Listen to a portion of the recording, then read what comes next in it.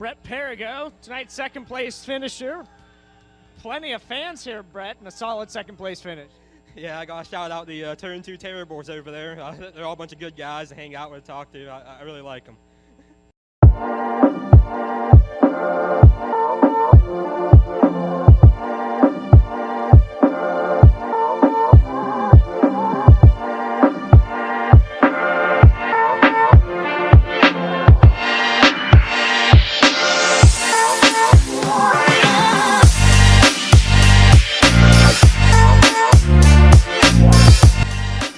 How are you doing tonight, man? Hey, I'm talking here. You know who you're talking to? Macho Man! I'm on my way to Monday Night Raw.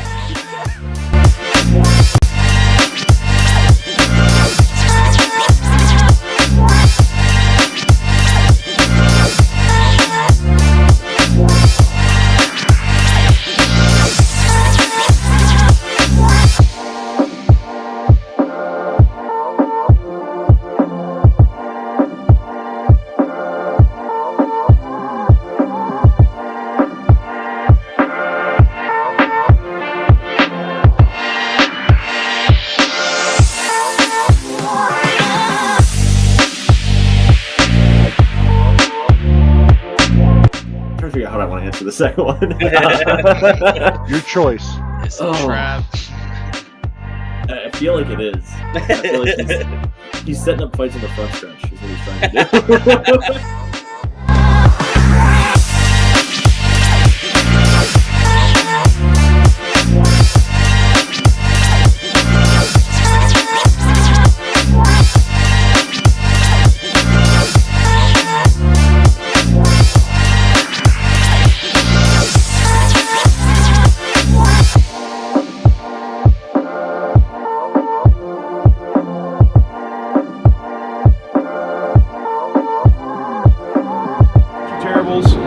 Speedway. Got Devin Bourne with us at Keen Motorsports Shop here with Kyle Keen.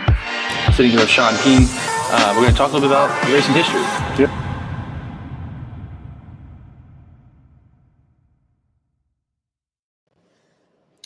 What's going on? Monday, June 3rd, 2024. We are the Turn 2 Terribles. I am Jimmy, along here with Chris and Jeremy, Jay-Z. What's going on? We had a week off thanks to Memorial Day. So we have a lot to talk about. We have about 2 weeks of racing to catch up on, to talk about, give our opinions on.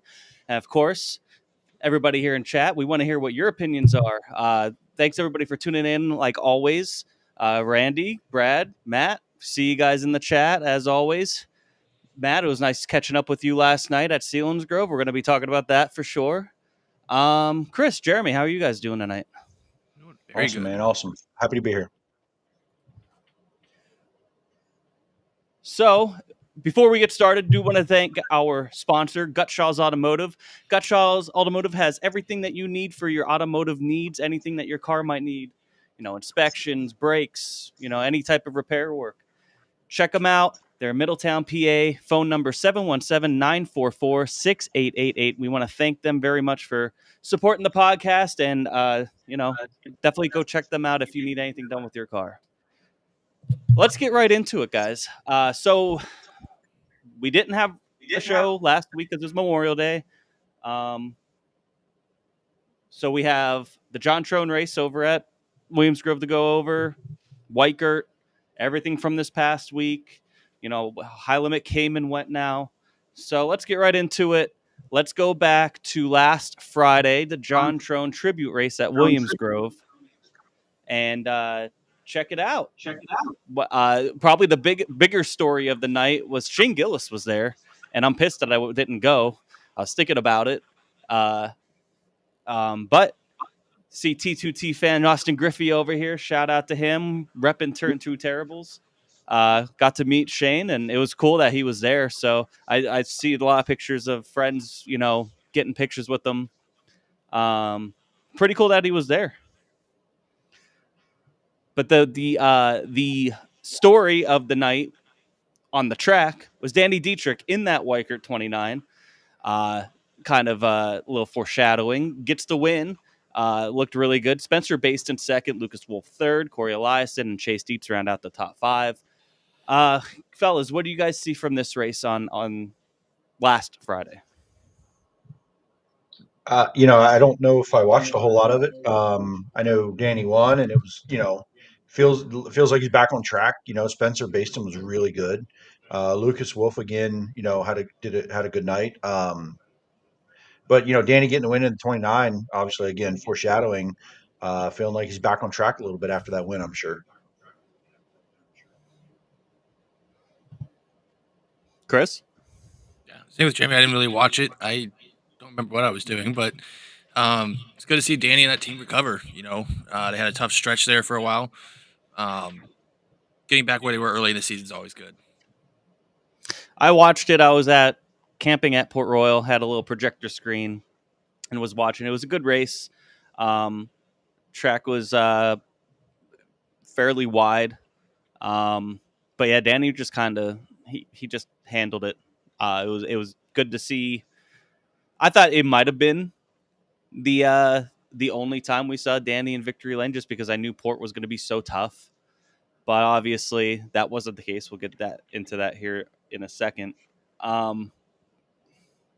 don't know. There's not really anything else to say about this race. It feels like ancient history at this point, but was it 10,000 to win, I believe. So it was a nice payday for Danny. And obviously there was a lot of, you had some of the high limit guys come in because they weren't racing that night. So you had like Spencer Baston, Corey Eliason, you had Invader and Brian Brown there. Just it was sack field. It was like, I'd have to go back and look, but I want to say it was like 30. It's like 35 or 36. Yeah, it was like over 35 cars. It was a good car count that night. So yeah. Checking everybody out in the chat real quick right here. April Clark, can't stay long tonight. Thanks for all you guys do. Thank you for checking us out. As always. Seth Dietrich, hi boys, what's going on? Right, got Ryan Newton ripping a little bit. See that? So let's get into Weikert. And again, foreshadowing, Danny Dietrich wins the big $75,000. He couldn't have had a more. That place was deafening. First of all, it was packed like it was the Tusky 50. And, Weikert always gets a pretty good crowd regardless. But it was, with the high limit effect, the extra money on the line, just a great quality of cars. I mean, not only did you have all high limit, but since the Outlaws were off and not that far away, 6 hours away, whatever, just a quick 6-hour trip.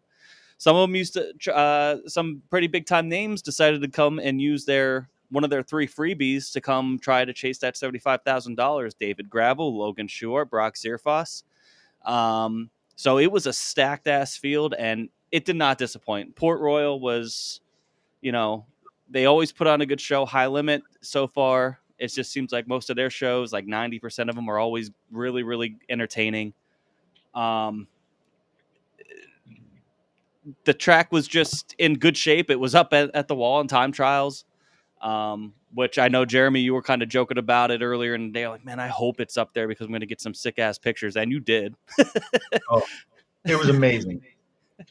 I mean, it was, and turns out it wasn't the best part of the night, right? Like, I'm glad it was. It was cool for that little window of time, but it wasn't even the best part of the night. Go ahead. No, and the whole format makes you, like Danny said, and like you'll tell me, every lap matters. Makes you race your ass off every lap because time trials have points, and then they inverted 6. So you had, if you moved up, there's guys, that one heat races that got put in the B main, which some people don't really like. I know that's kind of a hot topic issue when it comes every year when it comes to Knoxville. And this is kind of a similar format. What'd you guys think of the format? Because I think to me, at the end of the day, I still think the fast guys ended up where they should have been. They had to work for it, but when you're fast, that's, you're going to be up there. I agree. I think fast guys, creamers, right to the top, right? But if you have a special event, a special format helps build that event to me. I know we talked about last year the National Open not having an event like that, or not having a format that's any different than a regular Outlaw show, and that kind of maybe takes away a little bit. But I think for this event, what they have going on, it's a cool format, and it rewards guys that want to race and race hard. I don't take a whole lot of merit into the people that say, "Oh, I won my heat race and I'm going to be main." Well, time better. You know what the Yeah. rules are. You know what the format is. Like, you can have a good enough car to go win a heat race at Port Royal in clean air. Um, that's the field that's kind of field that shows up to those races, right? So that just doesn't carry a whole lot of merit to me. You know that you time well, and then you got to go past cars if you're going to go be amongst other good cars. If you end up on the pole and you go win the heat race, well, you want a heat race in front of a big crowd. Good for you. But you know the format, you know the rules going in. You're not going to bitch about it until you're in it, like Right. until you're that guy or someone else is going to complain about it. So it was all the playing field was very level for everyone. I liked it. I think it was fine. I think Yeah. it did what it was supposed to do. And for big money, I, the guys who took care of business were up there. You know what I mean? And um, I'm always kind of like, usually when it happens at Knoxville, heat guys who win heat races, or usually what happens at Knoxville is there's a guy who will rid his prelim night because he started up front in the prelim and then be in the back of the B, or either have to go to hard knocks or don't walk in. And sometimes that's kind of something that I'm like, maybe they could find a way to adjust that. But here, I mean, you get passing points. Don't fall back. Yeah, you get on the pole of your heat race, you take care of business, cool. But it is what it is. It's just, if you would rather, if you just did it as a normal time trial show, I think it loses a little bit of its luster. I think something like this should have a special format where you gotta go earn it, man. You just got to. Every lap matters. Every lap matters, exactly, like you always tell me. Dave here, how about the heat with Chase Dietz and gravel? That was definitely one of the highlights. I thought the crowd was loud then. Dietz got around gravel with about 2 to go. He charged from. Did he start 5th? I don't know, but he wasn't a factor until about 2 to go, and all of a sudden we're like, "Hey, where the hell did he come from?" It was just like a light switch. And he was ripping, and you don't usually see David Gravel get run down, especially in a heat race like that. And that was super impressive by Chase Dietz. Just he had a really good night. I mean, he finished 8th in the feature. He's been looking really, really good at Port Royal, no matter the competition. But yeah, I mean, that crowd went nuts. And I think part of it was just because it was one of our guys. I mean, Chase Dietz is a very popular driver, but I think it also, it being gravel that he passed. Yes, it was gravel. It was the Zemco car at Port Royal in a big night with a big crowd. Everyone was a Chase Dietz fan into place at that moment. Everyone. I was. Doesn't matter if you know him, like him or not. Everyone was, and we all were too. It was awesome. Yeah, that was one of the best moments of the entire weekend for sure. Marie Beasley, really quick. Hi, in Indiana for Midget Week, we'll bring the sprint cars back with me to PA. We're going to be talking about that a little bit later. We're amped up for some USAC sprint cars and Silver Crown coming to PA here soon. So that should be fun, though. Midget Week out in Indiana. And I know that's a big deal, and that'll be fun. Back to Weikert here. Brent Marks had to come from the back to the front twice. He was the hard charger. He gained 13 spots, but he got himself up to about 6th, 7th place here. And then did he have a tire go down? I think. Tire and he had to went go down under the open red. It was when they walked up to the car, it was down, and they put air in it to see what would happen, and it was going down as they were sitting there at the open red. So they put a new tire on, had to start at the rear, and all the way back to 6th. And he was one of I'd have to look at the lap times and find out, but he had to be one of the top 3 fastest cars on the track at the end of that race. Every lap at the end, just absolutely ripping. Like I'm a fan, so I'm watching, and all of a sudden I'm like, he's passing some good cars here, and I'm like, where is he at? Like, where's he running? And I'm like, holy shit! Every lap he just harder and harder into 1 and 2, and just ripping. It was pretty cool. I think he won hard charger twice, really, is what Yeah, happened. pretty much. Yeah, I mean, if you add it all up, he probably gained 25, 26 spots throughout the entire night. And it kind of sucks because what could have been if he doesn't have a tire down? Does he have something for Danny? And I think the answer is yes, for sure. I mean, Anthony Macri looked good. Corey Day was also another guy. You don't see him on this top 10 here, but he was another guy who just continues to make a name for himself. He was running the fence higher than guys like Macri and Borden usually do. He was up there on that fence, looking really good. He was up in the top 5, and then I think he had something break as well. So, unfortunate for him, he just doesn't seem to have the luck at Port. He looks fast there all the time, but shit, just doesn't seem to be able to finish the deal. This one might have been his own doing after knocking the wall down for most of the feature. Yeah. So he finally had the right rear. The right rear couldn't handle any more abuse. But listen, I'm not knocking for that. He was the show for that first half. There were like Twitter and Facebook and everything was like, holy Corey Day, like holy shit.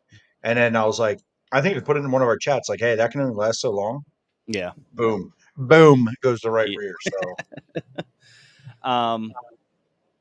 but the track was phenomenal. Well, I noticed, and it's something that I just me going there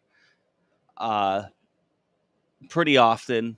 When they did the resurface or the new clay or whatever last year for the rescheduled Tusky 50, it seemed like there was nothing up against the wall. It was basically, it blew out. It didn't really build anything up there, and then it was just wall.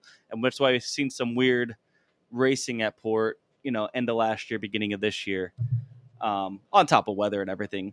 And then, but I noticed it right off the bat where it was like, hey, they put, at least in 1 and 2, it looked like, I'm sure they did in 3 and 4. It looked like they put a little bit there to build up on, and it made for great racing. I mean, and even this past Saturday, which we'll get into later, just that top really came into effect, but the bottom and the middle are still there, which is prime Port. When it slows down, if you hit that top right, it rewards you, but it will come out and bite you in the ass. Just ask Corey Day.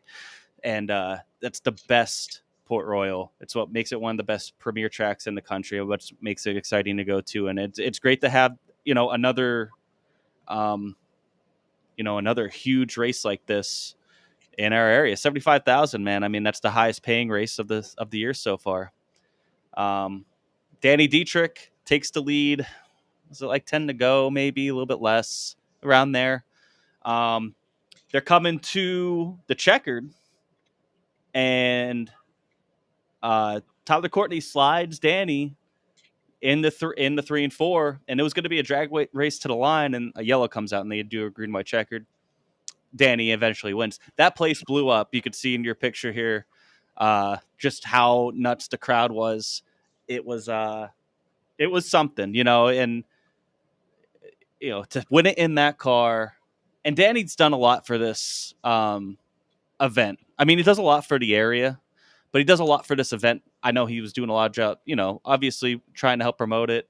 It rained out on Saturday. There was no first night, and they had a band playing in the commercial building, and this band called Gravy. I got one of their koozies.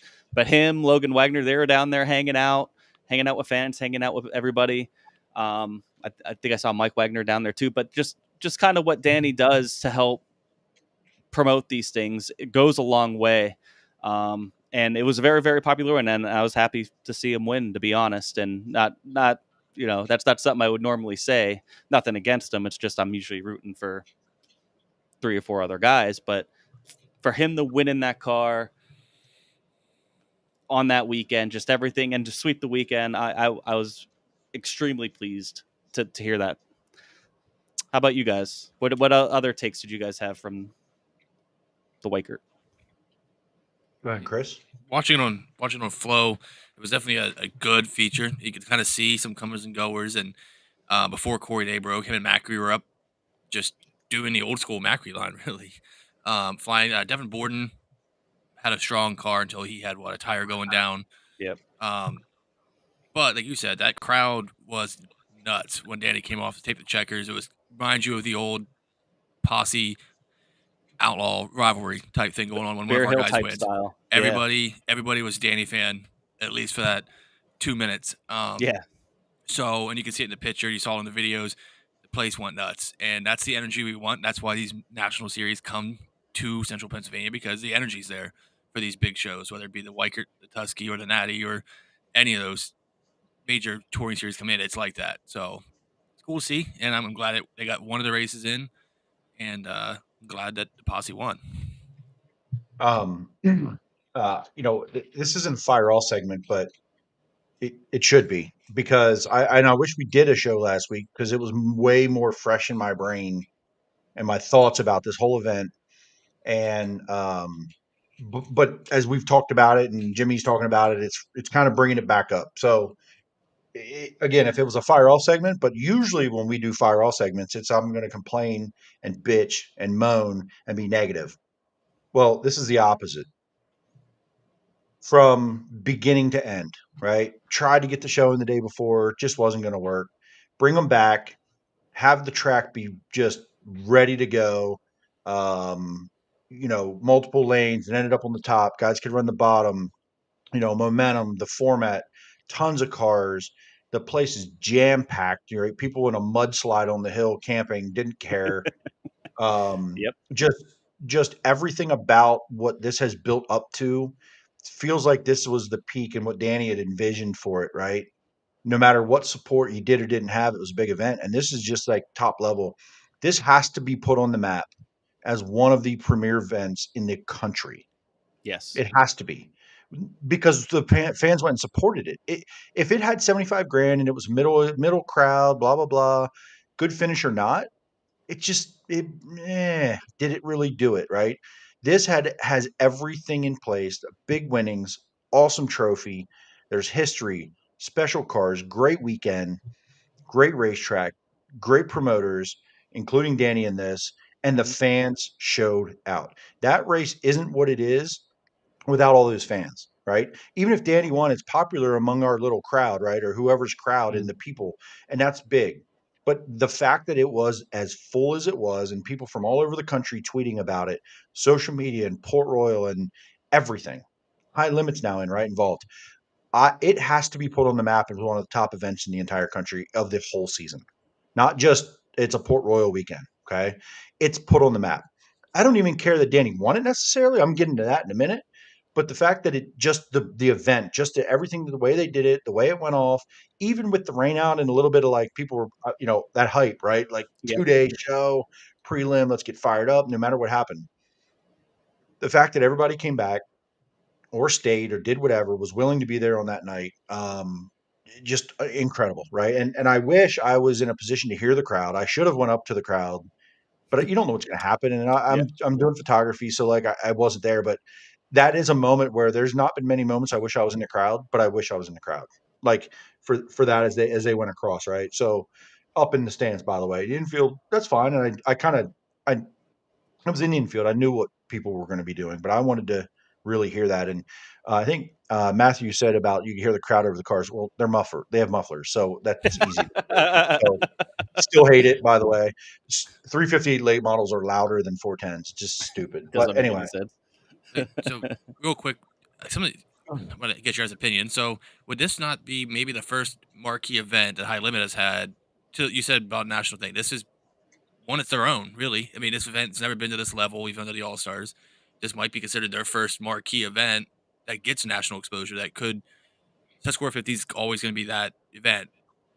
At least so we think, right? But this is the first one that's kind of High Limit's identity a little bit, and maybe rewards Port Royal for taking the chance of going with High Limit or sticking with that instead of like the rest of the tracks, Lincoln, Williamsgrove, Babs, that kind of towed the line and went with the Outlaw show. I mean, Port took a little bit of a risk, I feel like, doing this and losing that Outlaw date end of the year. It's kind of, to me, it's a good thing for Port Royal that it went so well, because it's what they've been doing hard work wise, and I think it's a good thing for High Limit. I mean, all is pro racing for sure.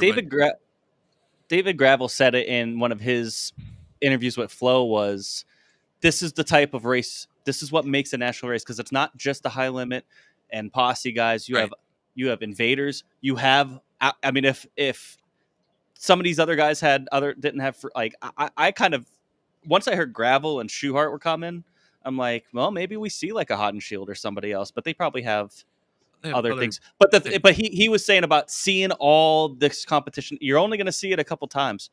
Knoxville, Kings Royal.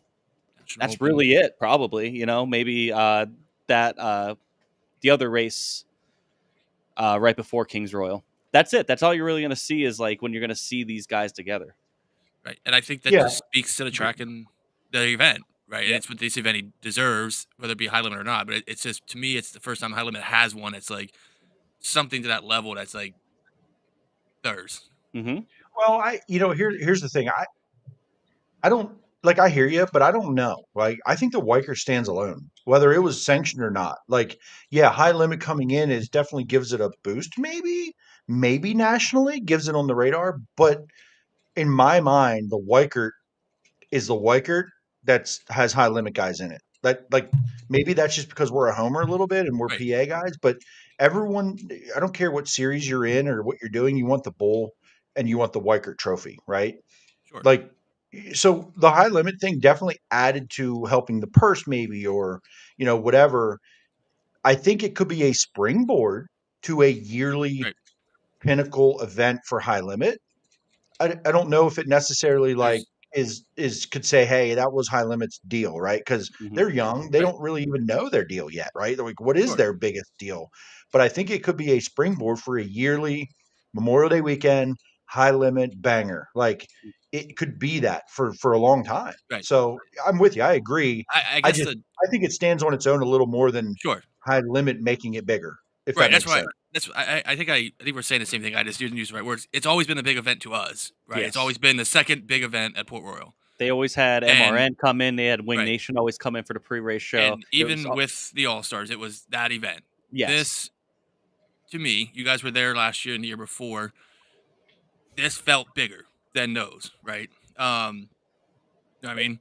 So this felt like an event that was bigger, whether it's because there was more money because of high limit or just the names that were there. High limit obviously has a depth of talent more than the All-Stars. It just felt bigger with the crowd, with everything. And I just think it's the first time that high limit's kind of had something of theirs. That is their event, but it's like a big event on their schedule that isn't just like somewhere random in the Midwest. Like last year was a lot of big money, but it was just like, was it really an event? I get what you're saying. Yeah. And the thing is like the Weikert, like you said, it has been big. This isn't the first time we've seen Outlaws come and run it. You know what I mean? A couple years ago, you had Donnie Schatz come in and run his late model. You had, I think it was Gravel, Brent Marks when he was on full-time Outlaw. Was it Brad Sweet too? There was a couple that came in and did the same thing, drove in for Sunday, and then went back out for their Memorial Day race. I think it was Lawrenceburg at the time. So it's not the first time that, and the thing is, because it is the Weikert. Bob Weikert means a lot to the sprint cars nationally. And I think that is where the basis of this entire weekend starts. And high limit has just, with the money, obviously, has added to it. But it's always been a big race. And that has been recognized nationally. But this will, like, it was like a perfect, it got rained out Saturday, but it was a perfect event on Sunday. You couldn't ask for anything better. Jeremy and I did the pit walk. It was absolutely bonkers in that pit area, for good, for better, or for worse. It doesn't it really get you excited to go back in September for Just 450? It's like, I wouldn't even call it a mini version. It's just far enough away that it's kind of like a warm up, and you're going to go back there in September for an event that historically is bigger.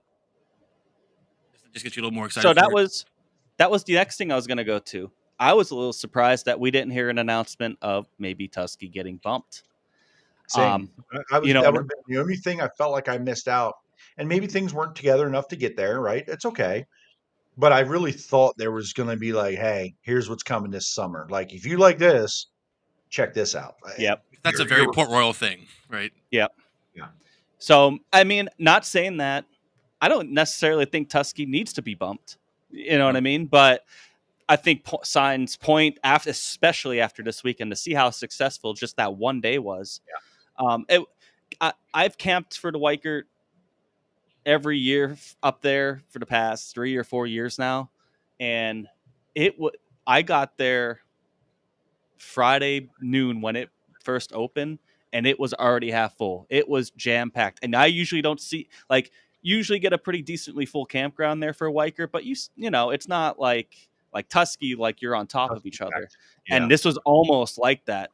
The rain kind of maybe kept some people left early on, like kind of left on Saturday. Once it rained, it made it a little bit of a mud hole up on the top of the hill, but it was great all around. But that's when I felt like I was already amped up for the weekend. And then when I was camping there, just the atmosphere Friday night, I mean, you have Williamsgrove going on down the line, and this campground is bumping at Port Royal, not even a race going on. So it was pretty cool. Just a great event. I'm glad it went well. I'm glad that, Port has had such shit luck with weather up until, and then when it happened on Saturday, like, oh, here we go.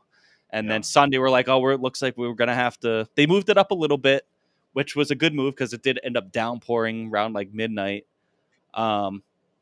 But it was just a great event all around. So I'm going to finish this off because I want to get to the race. Okay. Mm-hmm. We talked about the event, and Port Royal. We've given Port Royal a lot of love the last couple of years about their events, and this continued that trend. Phenomenal job. I don't care. I don't think anyone cared about how much work they did or didn't do the track or how long it took.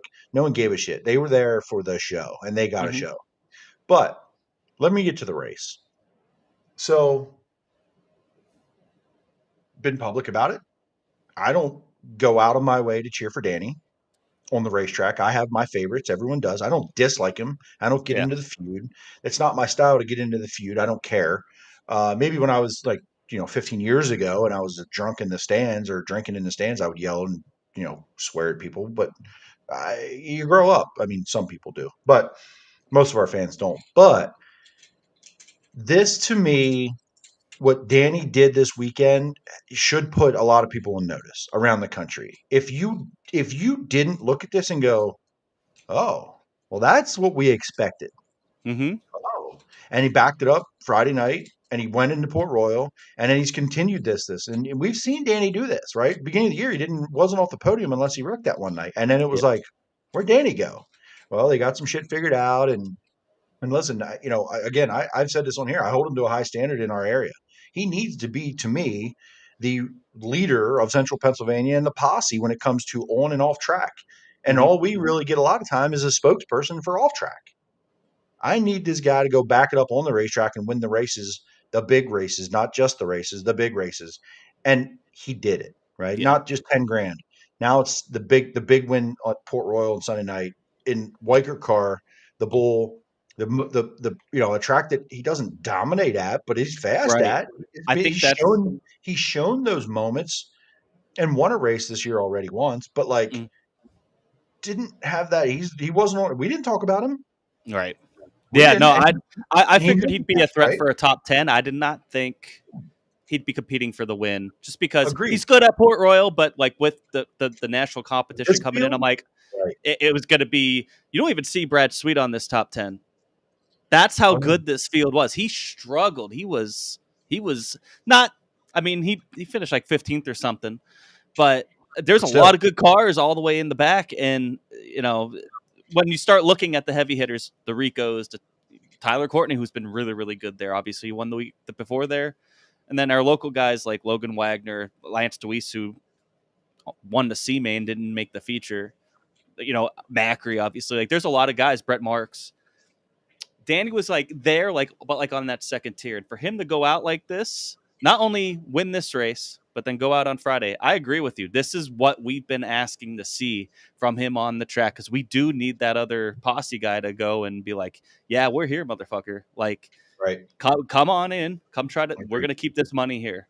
So the way he did it, the way he won that race, the line he ran, patience and discipline and that, and we've seen that from him before at times, but it's like the inconsistencies of it, and I'm sure he's feeling the same, but we're fans, we're watching. In that moment, I'm like, well, Macri was up there for a minute, and he kind of blew by Macri, and you're like, oh yeah, whoa, what's going on here?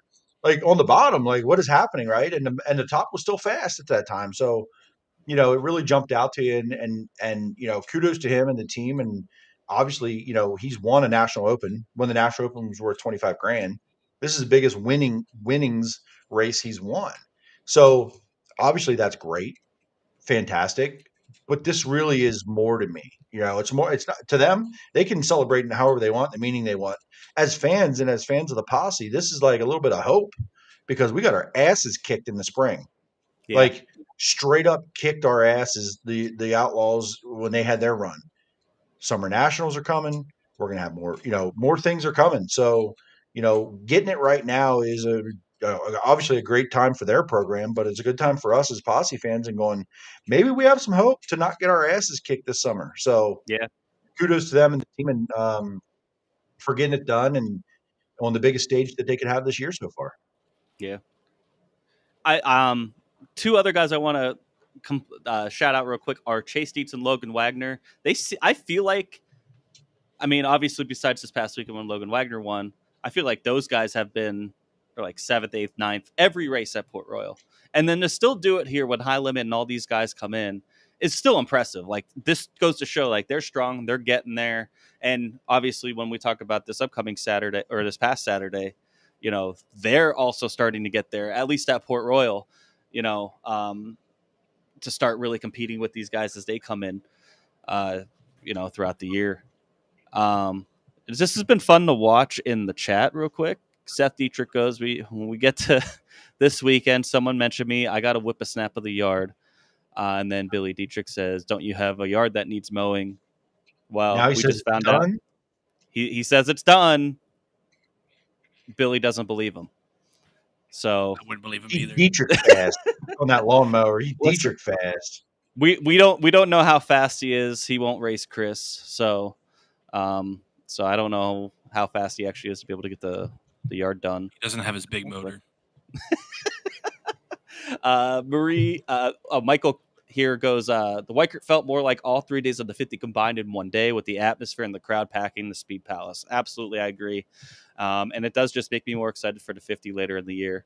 Something Tyler said here, Tyler Koenig, what's going on, man? National Open will be High Limit versus Outlaws versus Posse. Yeah, I feel like I don't feel like we see a lot, like when it was the All-Stars, I don't feel like we see a lot of those guys when it comes to National Open, but I think you'll see more. I mean, Tyler Courtney, McFadden, Brad Sweet will probably be there. So yeah, you think Brent would be there for it, right? Yeah. You might. He might think about it. Defending champ.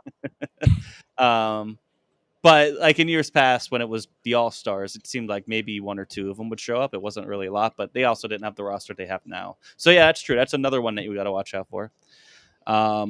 Tony Sharp with the stats. Danny and Macri are now tied 6 wins for Central PA Sprint Car Series wins. So that's kind of wild because I feel like Macri's barely raced here. After win Central, well, he has 8 total. Country now. He has 8 total, and so the other 2, he just won Huset's and he won a high limit race. So, yeah. I mean, otherwise he's kind of dominated here when he's been here for the most. I mean, kind of. Yeah, and then Marie goes, I never count Danny out not being able to win a big show, just like Deweese. You can't count those 2 guys out. I agree. I've kind of the past. I mean, I can count on Deweese. He's done it. He's done it multiple times, and year after year winning big shows when the money's on the line. We need to see it. I'm glad we did. Listen, I'm not downplaying it. We did. He's on that radar for me, and it just raises the bar for me more of like, hey, let's go, man. It's your time. It's your time. If you're going to do it, it's time. Let's keep it rolling, right? And when it comes to that, when beating the Outlaws, beating Travelers, keeping the money at home on our local tracks, you're that guy. Go be that guy. And this was kind of the win where it was like the Danny versus Freddie crowd. You didn't hear I don't feel like we heard too much I can't believe Danny won. I think it was a very popular win because it was against these national guys. We kept the money here in PA. It was the Weikert car at the Weikert race. Just very fitting. Rigged. It was rigged. Definitely rigged. So yeah, I just want to give a round of applause though to Port. They always put on a great weekend. Rain or no rain, they do a great job. They coming out giving donuts to campers. They did the tail. I don't know who won the tailgate contest. But just a great weekend overall, and they just do a great job up there. So, gonna get off them for a little bit. I know we seem to be just harping on it, but they deserve it. They deserve all the love. Hey, sorry about the parking lot. I tore up the campground parking lot a little bit. My bad. It was already tore up before That's you true. did it. You're right. It was mud bogging. Port, 2 huge shows the next 2 Saturdays too. We're gonna get into that. Let's get into. You calm down, Tyler. Listen, we're still in last weekend. Yeah, we have a lot to catch up on. So High Limit at Grandview. This one was a banger. You want to talk great racing, and this is something I feel like I'm saying every week on this show is just no matter what track they go to, it just seems like High Limit races 9 times out of 10 are just watch such a great feature. You know what I mean? Like every time Brett Marks gets it done. It was a very tricky track. Tyler Courtney was leading. He slips up after Brent kind of slipped up and gave it to Tyler. After Brad slipped up. After Brad was, it was just it was very technical. Mostly on the bottom towards the end, but the top was still there for first half of the race. What were your takeaways from this race, guys? Did you watch this one, Chris? No. Okay. I did, and I was able to watch this sort of, and I watched the replay of it. I didn't have very good signal where I don't even know where I was or what I was doing. Then watched the replay of what happened. I could hear it, and then I got to watch it. And listen, Brent Marks, Tyler Courtney, and Brad Sweet. You have 3 guys battling for the lead, and all 3 of them make a mistake, and Brent makes the first mistake and gets to win. If he makes the last mistake, he's not winning the race. If whoever made the first mistake of those 3 was going to win the race, and that's what happened, turns out we didn't know that. But if you miss the bottom, you slide through across the middle. If you try to go to the top, you lose the lead. It was the weirdest damn thing you ever seen, and you don't see it happen that way very often. Like you're not going to see that the way that happened, the way that went down. You were not going to see very often. Maybe again like that, where it was the craziest shit ever. Where everyone was like, "Oh, they screwed up." Well, then the next guy gets the lead. Well, he screwed up. Well, then the next guy gets lead and he screws up, and you're like, "How? How did they not watch the other guys just screw up and go do the same damn thing and think it was going to work?" But listen, that's what this can be. And what you said at the beginning of this, Jimmy, was like, high limit, man. How? You want to know why? Because there's parity between 3, 4, 5 superstars. Yep. Okay. It's not this, hey, I'm going to run 7th and then I'll go pick off 4 wins. I'm going to run 8th. And these bangers. It's like, and again, I'm not putting these 2 against each other, but these outlaw races, there have been some really good ones. But what's happening here, these outlaw races, the best car gets out front and is gone. Sheldon, Gravel, whoever, and they get gone. They're really good. And it's not like the high limit guys are making mistakes, but these short tracks, it's these short tracks. And even, well, listen, Port Royal wasn't a short track and it was good. But what I'm saying is like between Brent, Rico, Brad Sweet, Tyler Courtney, Corey Day, somehow or another, these short tracks are keeping them close together and it's creating a great racing. So, and they're all very good, right? It's the timing of it all. Like Corey Day finished 5th in this race. You didn't even hear about him. He was coming up from the back. You didn't hear about him because of the show that Marks and Brad Sweet and Tyler Courtney put on trying to screw up and lose the race. Somebody finally fell into a win, and it was Brent at the right time. So, kudos to that, and kudos to Grandview, I guess. Maybe. I don't know. I don't know what to think because they all moved to try to go past a lap car, and the damn lap cars were as fast as the leaders, and they didn't know that. So they're trying to get a lap car between them, and they couldn't. Lucas Wolf was right in front of him the whole damn time at the end. Nobody could pass him.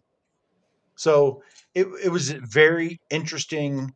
And like I said, the first mistake ended up being the winner because there were 2 more after it. So just super interesting. I'm glad, obviously, the guy that I like came out on top there. But after he lost the lead once and then almost lost it again, it was like, man, he's trying to give this damn thing away. He's certainly not trying to, but it felt like it and ends up out on top. So cool for Brent, obviously, to get a win at Grandview. He hadn't won at Grandview, I think I heard. So, and it kind of home, right? You got a little bit of a home run here, get to be at home a little bit and get a big win. So pretty cool.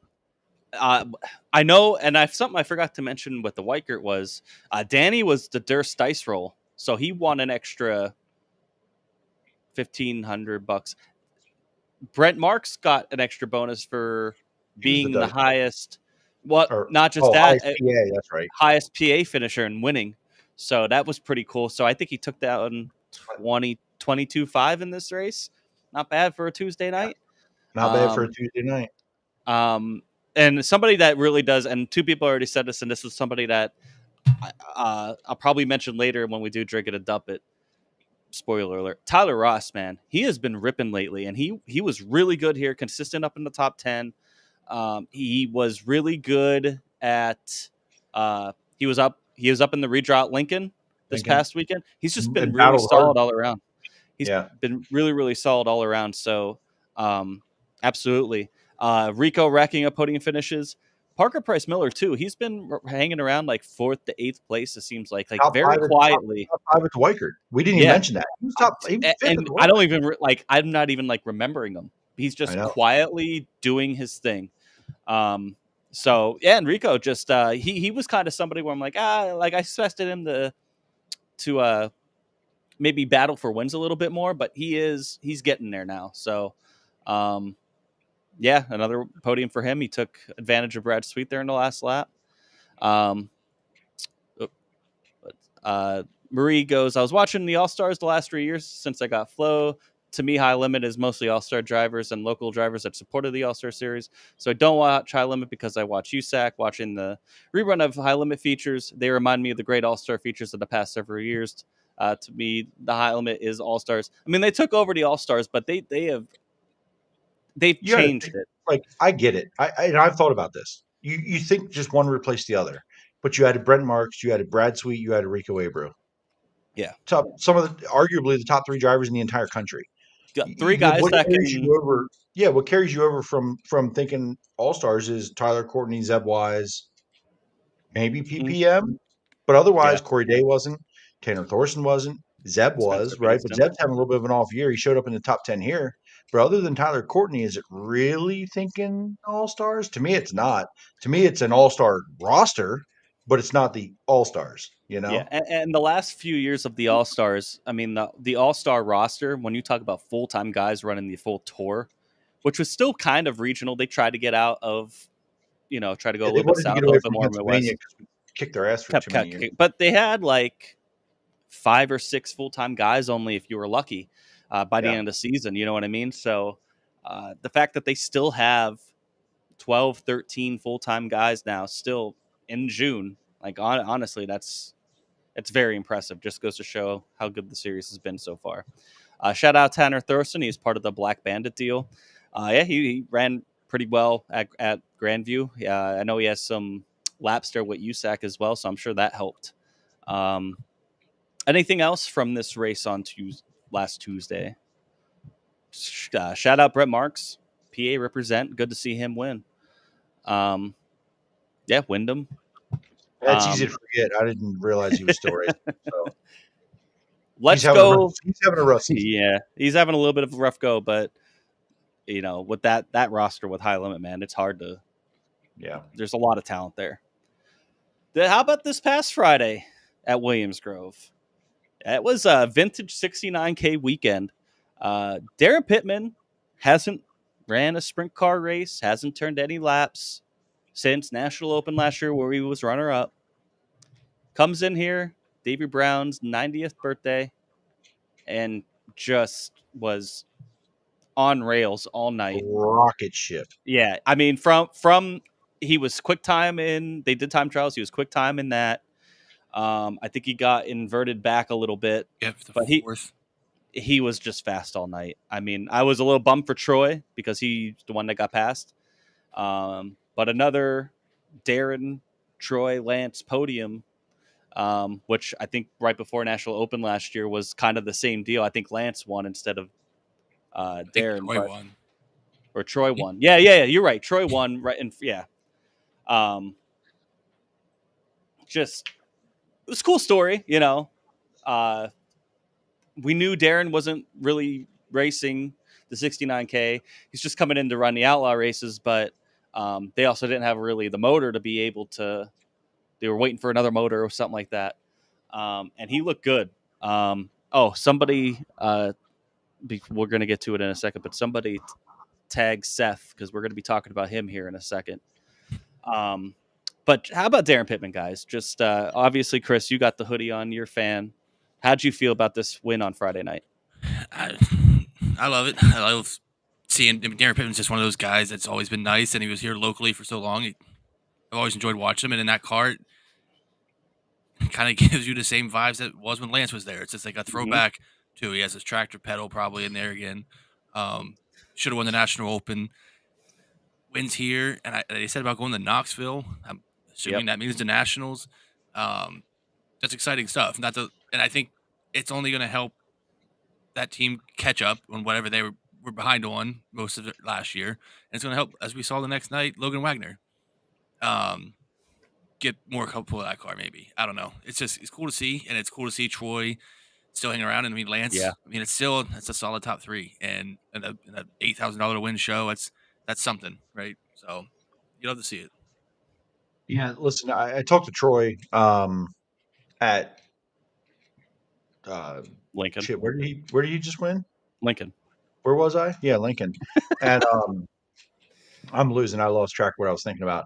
And he talked about that race, Friday night, and he said, I ran a pretty good lap, and then Pittman got by me and ran like 7/10 faster than I did. Like when I was clean air, when he got the clean air, he ran like a half a second or more faster, and he was like, he was gone.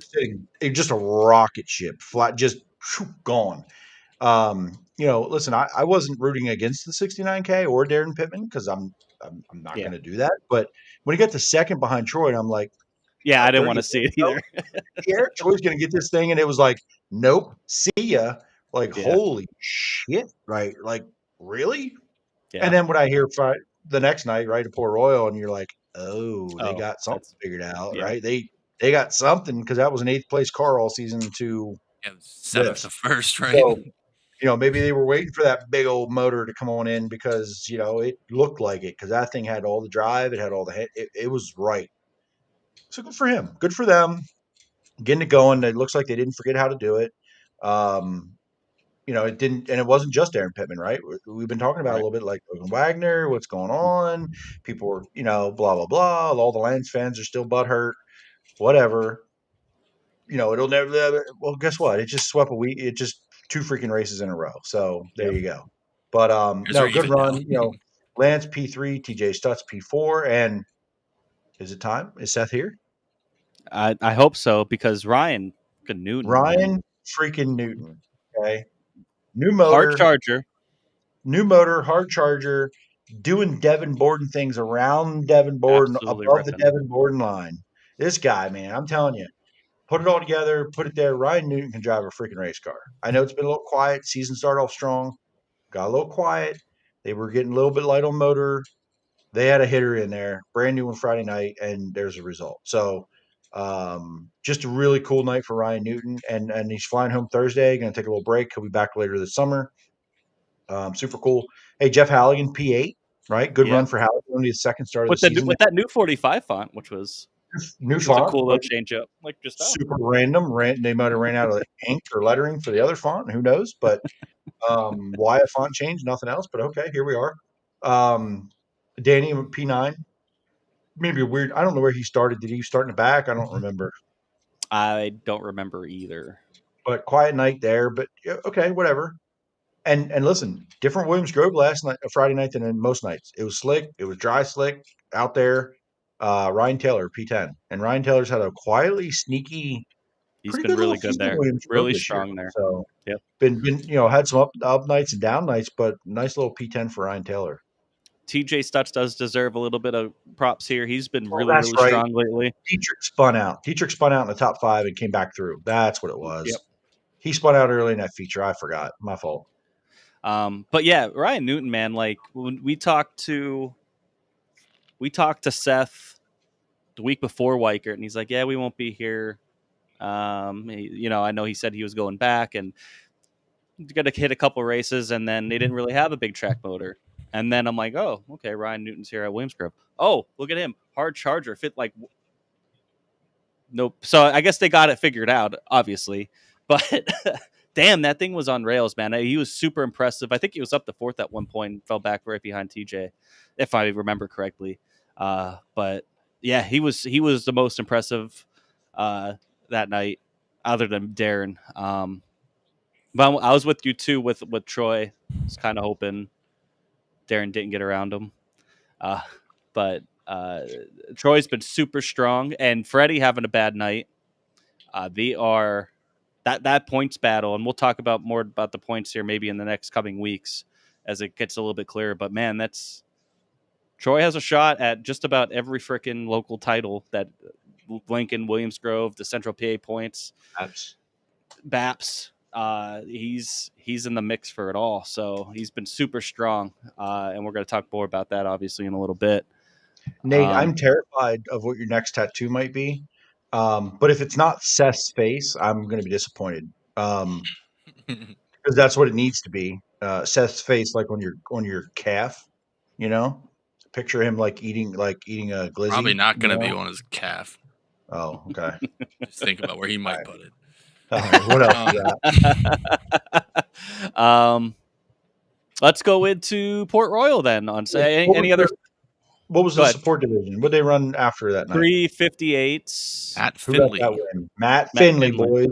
The old 2-8 in victory lane. So good for Matt Finley. He had a good run going earlier this year. Front wing collapsed on it basically, so he lost that one. But Matt Finley with the win. So shout out to those guys. Pretty cool. Yeah, 358 division had like 30 cars as well. You know, that's been a strong division there. It was their Dirty Deeds 25. So yeah, good for him. Port Royal Saturday, again 69K. Logan Wagner, man, where the hell did he come from, man? Lance got out to lead. He was running his middle bottom ish. You know, and I'm like, all right, well, when's Devin Borden gonna come? He kind of fell back. And I'm like, all right, well, maybe the top really isn't working. I felt like the top was working. It was working when he put Logan Wagner up there, which you haven't seen that 69K up there like that. And man, he was ripping like he was all those seasons he won the track championships, just absolutely ripping the fence. And he gained, was it like a second and a half in a lap at one point? Jesus. On Lance. And Lance is, you know, down middle bottom behind lap traffic. And I'm like, he's just going to blow around Lance right on the top. And Lance is going to have no clue because he's so far back. There's no way he could hear him or even know he's close. And that's exactly what happened. He came around him out of turn 2. And then you saw Lance like, holy shit, and kind of get back. Like, you know, he was trying to bide his time, just trying to like get through lap traffic nice and easy, not play around too much, but not push it too hard. And then Logan just absolutely rips around him, and he was gone, man. Like it was impressive. And he even said in his victory lane interview, he said, screw it. Tonight, I just said, I got to go. You know, he's been trying to run it differently. He's like, I got to go run it like I used to. And he did, and it worked out. So they got something figured out. Logan feels comfortable enough to be able to go run it like the old days. And also, I do also think, like I said before, what the Weikert track prep, something that I've noticed with there is that it is kind of getting back to how it was beginning of last year, the year before, with the way the curb is up top and just kind of the way it's slicking off and where the lines are. It's bringing it back to, you know, because not that they were bad races at Port. It was just, it wasn't what we normally expected from them. And it's kind of back at that. And that played right in the Logan Wagner's hands here. Not a surprise at all to see Logan and Lance, two guys who have dominated this track, you know, be the top two here. And then Chase Dietz with the podium. You guys see any of this race? Any thoughts? Chris? I didn't watch any of it. But, I mean, it's good. Again, 69K, finding their groove. I think our Central PA scene is better when that car runs well. And to get Logan kind of, I mean, last year was a down year. They were okay with Zemco. I'm sure he felt pressure, you know, getting in that car last year and having that season end the way it did and how it started. You get a win in that car, maybe some of that pressure is gone. And I think you might see him be himself more. And not that he was running bad by any means, but no, you know, when you're top 5 and winning, and then you're not, and you're taking over for Lance Luis, who was winning pretty much any time they unloaded it, barring something happening, some pressure there. But I mean, it's got to be a little nice to drive around him and Yeah. take that win, first one with that team. So It was just wild for me watching. I was gonna go and I didn't. I'm like, I wasn't feeling that great, and I'm like, all right, I'm gonna watch it. I'm like, just watching him run the top, and for how much time he was making in a straightaway, like he was making up half a straightaway on cars because he came back from like 7th, 8th position or whatever, and I'm like, Lance is gonna have no clue. He's just gonna get the doors blown off him. He's gonna have no clue that he was even there because he was so. It was just mind blowing just how far back he was until he made that pass. You couldn't do anything to defend it. We should get those late model sticks out so they could have told Lance what to do. But Yeah, maybe. Yeah, that's what we need. Listen, I hate it that the world talks about Lance Deweese in that car and Logan Wagner in that car and its performance before and after. I hate it.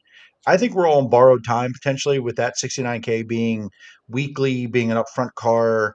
I think we're on borrowed time. Everybody needs to enjoy that it's still out there. And everybody tends to forget that car didn't win 20 races a season until Lance got in it, right? That's not what it was for year after year. Donnie's fantastic. I love Donnie Christ Jr., but he won at Susquehanna. And that's where he was good, and he won a couple races here and there. But otherwise, he wasn't a dominant guy. So I feel like it's unfair. Anybody else gets behind that wheel of that car that the expectations have gotten where they were. But this is cool to see for sure. But this top 10 is super interesting to me. Like Chase Dietz, we know, right? Yeah. Lance Deweese, we know. He's going to get his Cartland, first one there soon. Jake Cartland, P4, again, keeps showing up. I've been Keeps saying showing up, right? The improvement that he's made from his own deal into this deal, and his name just keeps showing up, Cody Lehman, P6. Hell yeah. Right? First career win last season. A top 10 already here. We're in June. And G-Max, Sisney, Borden Halligan, they're the names we expect to see.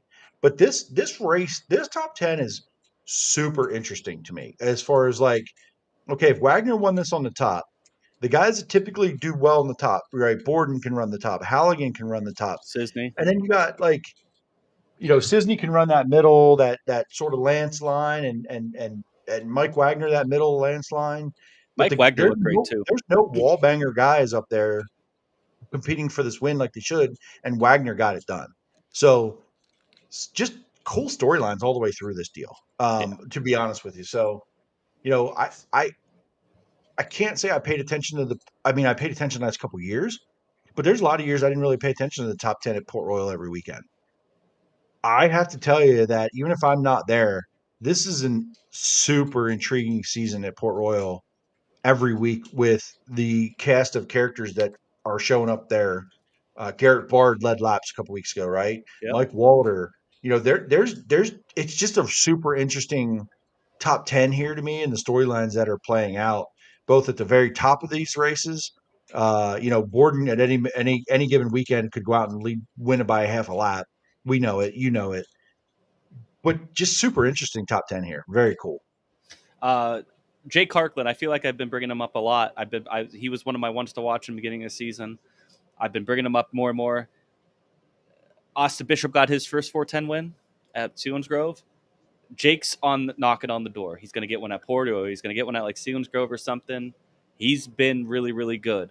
I've been super impressed. It took a couple weeks in the beginning of the season for him to maybe kind of really fit in with that car because they had some up and down early in the season, but he's hitting a stride now where he's up there top 10 all the time. He looked good at Weikert as well. Let's get to some comments here. Michael says, Logan found the high line in turns 1 and 2 and blew the doors off everyone. Tim Black, Logan found a second gear up there on the top groove. He was faster than anyone. Sean says that Logan started 7th. That's right. And then Logan passed 2. This was a sick move. He was splitting guys down the middle of the backstretch coming out of 2. He made a couple 3-wide passes but he did pass 2. He was trying to cut through lap traffic because at one point there was about 5 lap cars between Lance and Logan in like a lap completely got rid of all 5 of them. It was nuts. And that's why I was saying Lance had no clue he was even coming. There's no way to know. And then good question here from Matt. Do you guys think the 69 team had to set the car to Logan's driving style for him to get a win? I think it's a little bit of beating in the middle. Yeah, I think there's some of that. He knows what he's comfortable in. But if, like Jimmy said in that Victory Lane interview, said, "Hey, I got to do what I got to do." Well, Yep. so even if that car was like, "Hey, a little bit of the 69K and what we do, and a little bit of hey, where you're comfortable," but Logan said, "I got to go back to what I know and do," and it worked. So I don't know if it's like it's a balance. I think it's a little bit of both. Hey, this is our program. This is what we do. What do you like to have and feel? Right. So a little bit of both, maybe. Right. They've probably been working with that all season. It's not his first race. But at the same time, if they put the setup in it and said, "Hey, I'm comfortable here," but Logan finally went, "Screw it, I got this thing under me, I'm ripping," and took off. Who Uh, knows, right? my I don't think my, it's different. my assumption is, they were waiting for a motor, and my assumption is since we saw Darren Pittman, they got that motor, and maybe this motor has more power compared to what they had, and maybe they had everything now to be able to go run it the way he needs to go run it. Obviously, I mean, they swept the weekend. So I'm under the assumption. I don't know that for sure. I don't remember them saying it in any Victory Lane features, interviews. Maybe they just hit the setup right for a weekend. But my assumption is that they probably got their motor program where they want it. Because I know, Kreitz was talking about that in interviews early in the year about trying to get it to where it needs to be. And probably wouldn't happen until the summer. Curtis Spoonhour. I think Lance missing motor power. It could be. He's still been. I mean, he had a good weekend too. We need to not take. I mean, yeah, we expect him to win, but he led laps. Third at Williamsgrove, second at Port Royal. I don't know how much you could really be down. He's looking good. He's another one that's like he was a guy that was running like 6th, 7th, 8th. He's coming up now. Some of these guys, some of the cream is rising to the top. I think the opposite.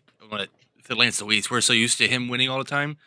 Remember that team? I think he got their first win the other week, right? So let's just think about it's kind of the opposite of when we talk about the expectations on Logan Wagner. It's almost like we have expectations on that team thanks to Lance Louise being there in the 12 car. Yeah. It's not that it's a bad team or anything like that. It's just they don't have that experience per se. I wouldn't say.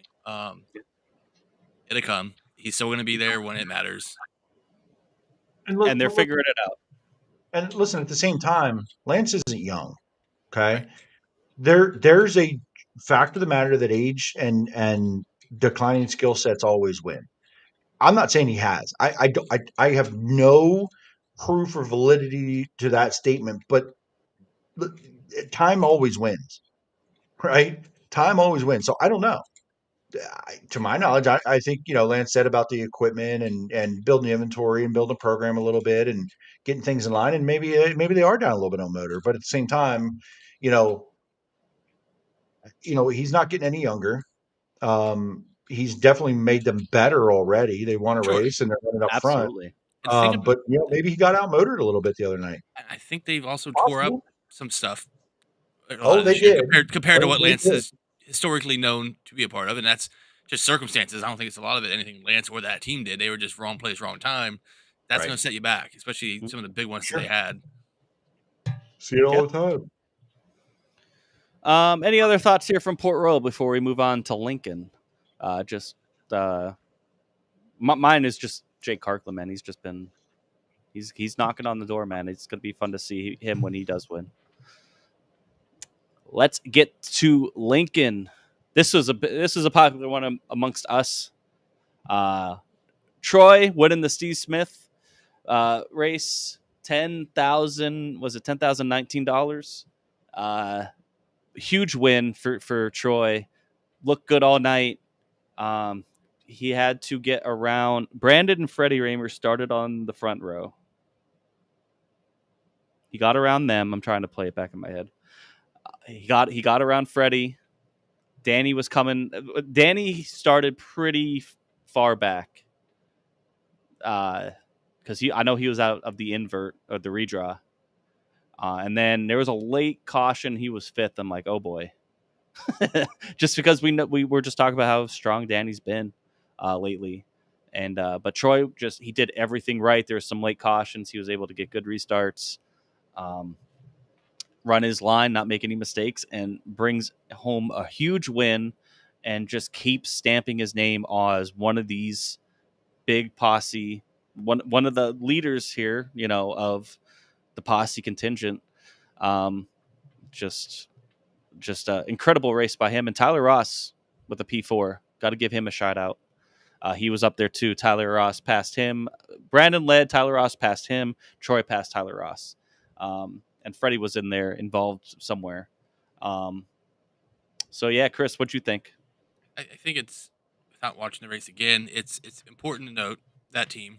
I know Jeremy Elliott's from Carlin, they did a 90 at 9 on Troy in that team today, but just what Troy's done since getting to that team with the Hefner Motorsports guys, they're now a threat when they unload most anywhere. This is his, third win of the year. Won the Icebreaker, won at Williams Grove. Now here. Few more he could have got at Babs. So he's there, right? And we talked before, and the last year, talked to him. We got him on the show, episode 1, with what he learned when Danny passed him in the last year at the showdown. This is now the second time that he's, I'm going to say outdueled Danny, but, won the race in a battle with Danny to some degree. Yeah. It's exciting. It's exciting seeing someone that we know personally and seeing that car do well. Jay-Z, you were there. You caught this photo. You were, I know you were jacked up for Troy. What'd you see? I saw Troy go out there, have a great car, and get the damn job done. Like, plain and simple, right? Did his job all night, went out fairly late in time trials, put down a great lap, did his job, got in the redraw. The redraw is the redraw, right? It was a Raymer front row. Freddie just didn't have a great night. Like, it's third, but he started in the front row. Okay. Yeah. So hear me out. When he started on the front row, I'm like, oh man, this is Freddie's race. It's gotta be, right? I knew Troy would be there, but I really thought nobody's got to get Freddie. He's starting out front. Right. It had all the makings of it, right? Troy did his job, did what he had to do, and took advantage of the opportunities that were there. Had a great car. The gang put Willie and Jesus Ben. Huh? Ben. Jesus, sorry, thank you. Ben, they great car. They're working well together. I saw social media, right? This is a big win. Social media, best the cars look since 2017. It's out there, but it's getting some real traction nationally, right? Like, hey, you can win a weekly show, you can go do this, you can win there, and your name pops up, and listen, this is $10,000. This is a big race at Lincoln Speedway, and Troy went and got it done. But I got to tell you, man, was I sweating it out. Danny, all these big wins, cars hooked up, cars fast. He's out there. He passed Raymer. He passed Ross. He passed Raymer, the other Raymer, like running the bottom. I'm like, oh, man. The top was getting thin off of 4. It was on the wall at Lincoln off 4, which was awesome to see. It wasn't a curb, but it was on the wall. Mm-hmm. I'm like. Track looked great, by the way. I was standing off of 4 watching, and I'm like, man. Oh, he's digging on the bottom. Like, this has all the makings for, and he was going to have to run Troy really hard to make that work because Troy had enough momentum there, and Danny was going to have to be really aggressive to make it work if he had the timing, and he just never got quite close enough. But man, was I sweating that one out. But super happy for Troy. Popular win. He's gaining fans by the day. Glad he finally has shirts out because he can sell some merch. Get them. They're hats are fire coming. looking. Shirts are out. Yeah, the shirts are all. I didn't even get one yet. I've been so damn busy. I got to get one. Hats are coming. Super happy for Troy and that team. They got something going together right now, and week by week, month by month, he's going to be a guy that we're fans, we're friends. Mm-hmm. And we talk about him in that tier, but man, it's coming. It's coming where he's going to be a guy because he time trials well no matter where he goes out, right? He's consistent. He gets it done. He's putting himself in position to be a guy on these big shows and traveling series coming in. He runs Williams Grove and he's won some races at Grove, but in all things considered, he doesn't have tons of experience at Williams Grove. Like, not like Lincoln where he's run 358s a few years before he got to the 410. So, we don't have a lot of big races at Lincoln anymore. It's going to be, the Outlaw Show, this race, the Sterner. There's some of those kind, but not traveling series, right? Like other than the Outlaw Show.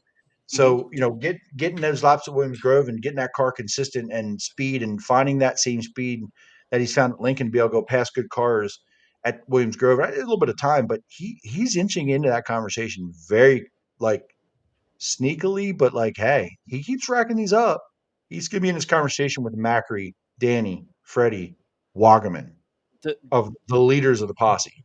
the wins with him are impressive, but what's really impressive with me is the time trials. Like you said, he's been like all these time trial shows. I've been giving these guys more notes, more practice at doing time trials for when the big series do come in. We're seeing more time trial shows than ever, and he's consistently up there.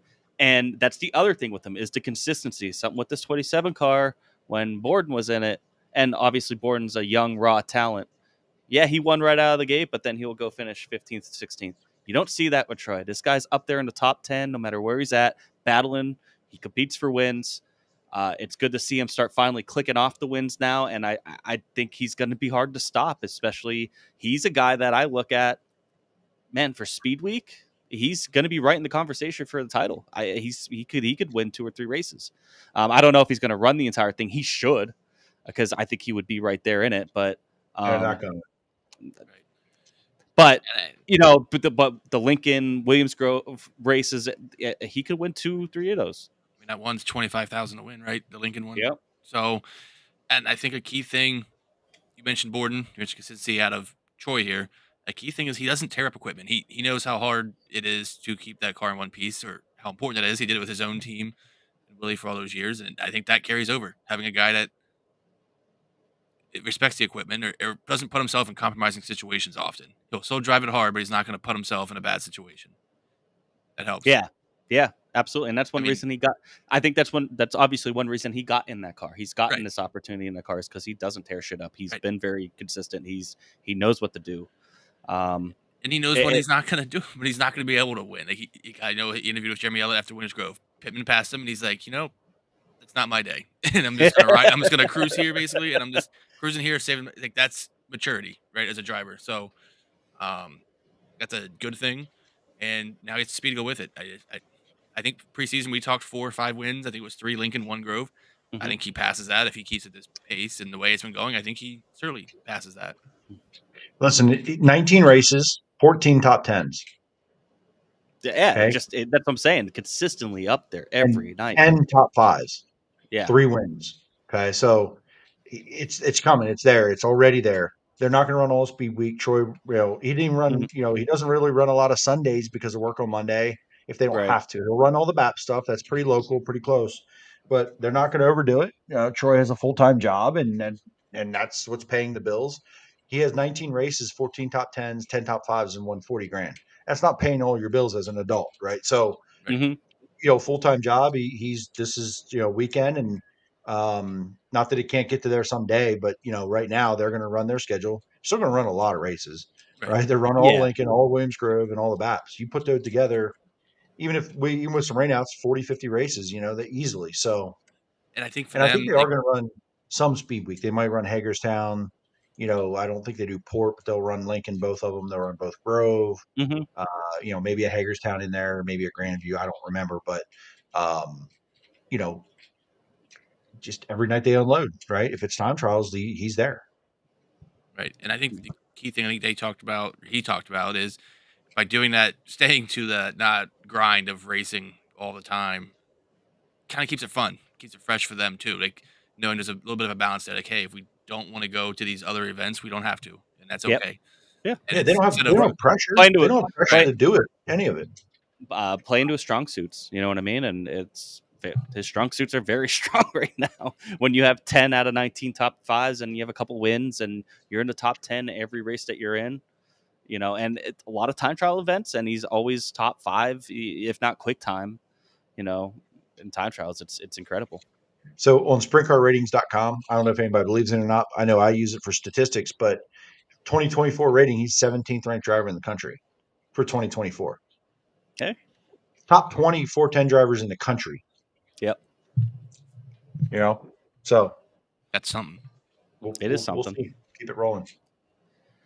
So 358, Scott Fisher wins. Yep. And Tyler says Ashley Capetta went from 12th to 7th. Another strong night for her. Good for her. Anything from the 358s, Jeremy, that was noteworthy?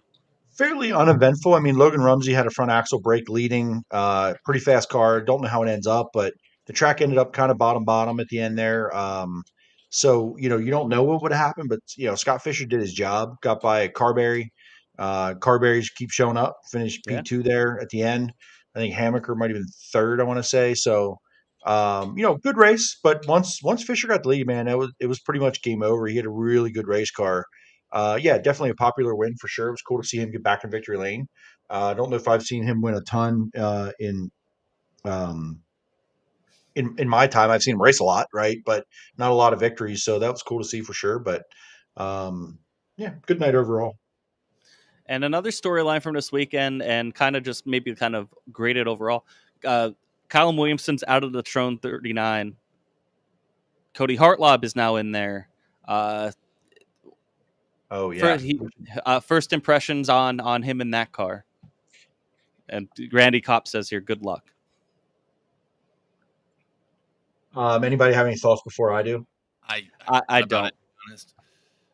No? I don't really. Go ahead. Okay. So the history is public. It's out there. We all know. Okay. I got to talk to Cody a little bit. Nothing that he told me is, not public knowledge, not out there, whatever, but this is going to have a perception because of history. Mm-hmm. I think everybody needs to take a step back and let Cody have his own history. Okay. Let Cody handle what his history is and his view of it, or not his view, but fate in his own hands a little bit and determine it. But I think what people need to understand is that this is part-time. This is not forever. Cody's down on equipment. John Trone called Cody and said, hey, there's an opportunity. Let's have a conversation. And I think they knew Cody was kind of out of equipment at the moment. He tore up a lot of race cars, and he had a scary one. He had a scary one the night of sure. that Saturday night Memorial Day weekend. Yeah, which listen, I'm friends with Cody, and I could be really, really, really insulting to how that whole went down and why it went down, and drivers involved, and it shouldn't have happened. But that's water under the bridge. But it's more torn up race cars that didn't need to happen. Cody's torn up enough cars on his own this year, learning in a 410, let alone some of the bullshit that he's gotten caught up in, because people seem to not be able to do what they're supposed to be doing here. Again, I'm not going there. Okay. I'm not going there, damn it. But John's reached out and they want to make it right. They want to get the car rolling. And, Friday night wasn't, I think the whole world is expecting Cody to fail, because no one else has had massive success in that car in a long time. In fact, everyone typically, and I've said this out loud, that people get better when they leave that race car. So, again, I'm not there. I've never worked in or for any of those people, so I'm not going to make comments on any person. But if I look at the ride, and we all do, everyone who's left it has gotten better or improved. This is a little different for me, right? I talked to Cody a little, and they want to make it right. They want to get it going. Jim Siegel's a little bit involved here. They're friends with Jim's friends with Cody and Kevin Fry. They want to make it work. They want to make, the time they have together worth it and valuable.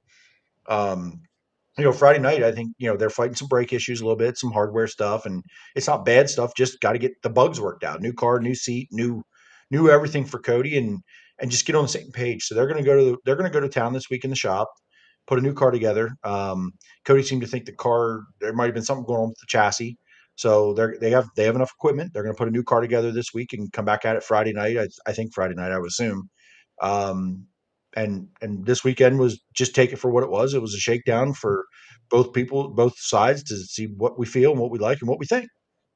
Go from there. So you can't expect these things to be like a Swindell situation where they just pop in a driver and they go in and win. Cody's a rookie. Cody's in his rookie 410 season. Right. Like, what do we expect at the same time, right? Like, right. It's not like he's 20 years into this deal and you can go get in a car and just make it better overnight. Right. Not just driver, but also equipment. Also equipment too. Like, there's got to be a mesh there where they both got to be on the same page and they both got to feel comfortable. So, I'm just expecting, and Matt said it here, for me, when I first saw it, I'm like, oh, more seat time. That's how I see it as well, Matt. And Oh, to go with Cody needs that, that in general, no matter what right? car it is. Yes, More seat exactly. time for Cody could benefit Cody. He's been fast. More seat time, and if this car, if he leaves that ride, maybe he leaves it better than he found it, and now it's an attractive offer for somebody else, and then they can. We have another competitive car in Central PA. That's I think the best outcome for both, or Cody's in it, or somebody else that gets whoever, another opportunity. whoever for wants him. to be in it. Yeah, and that listen, could be there it. will be another driver in it this season sometime. Okay, there will be. I don't, unless something drastically changes in the next few weeks, there will be another driver in it this season.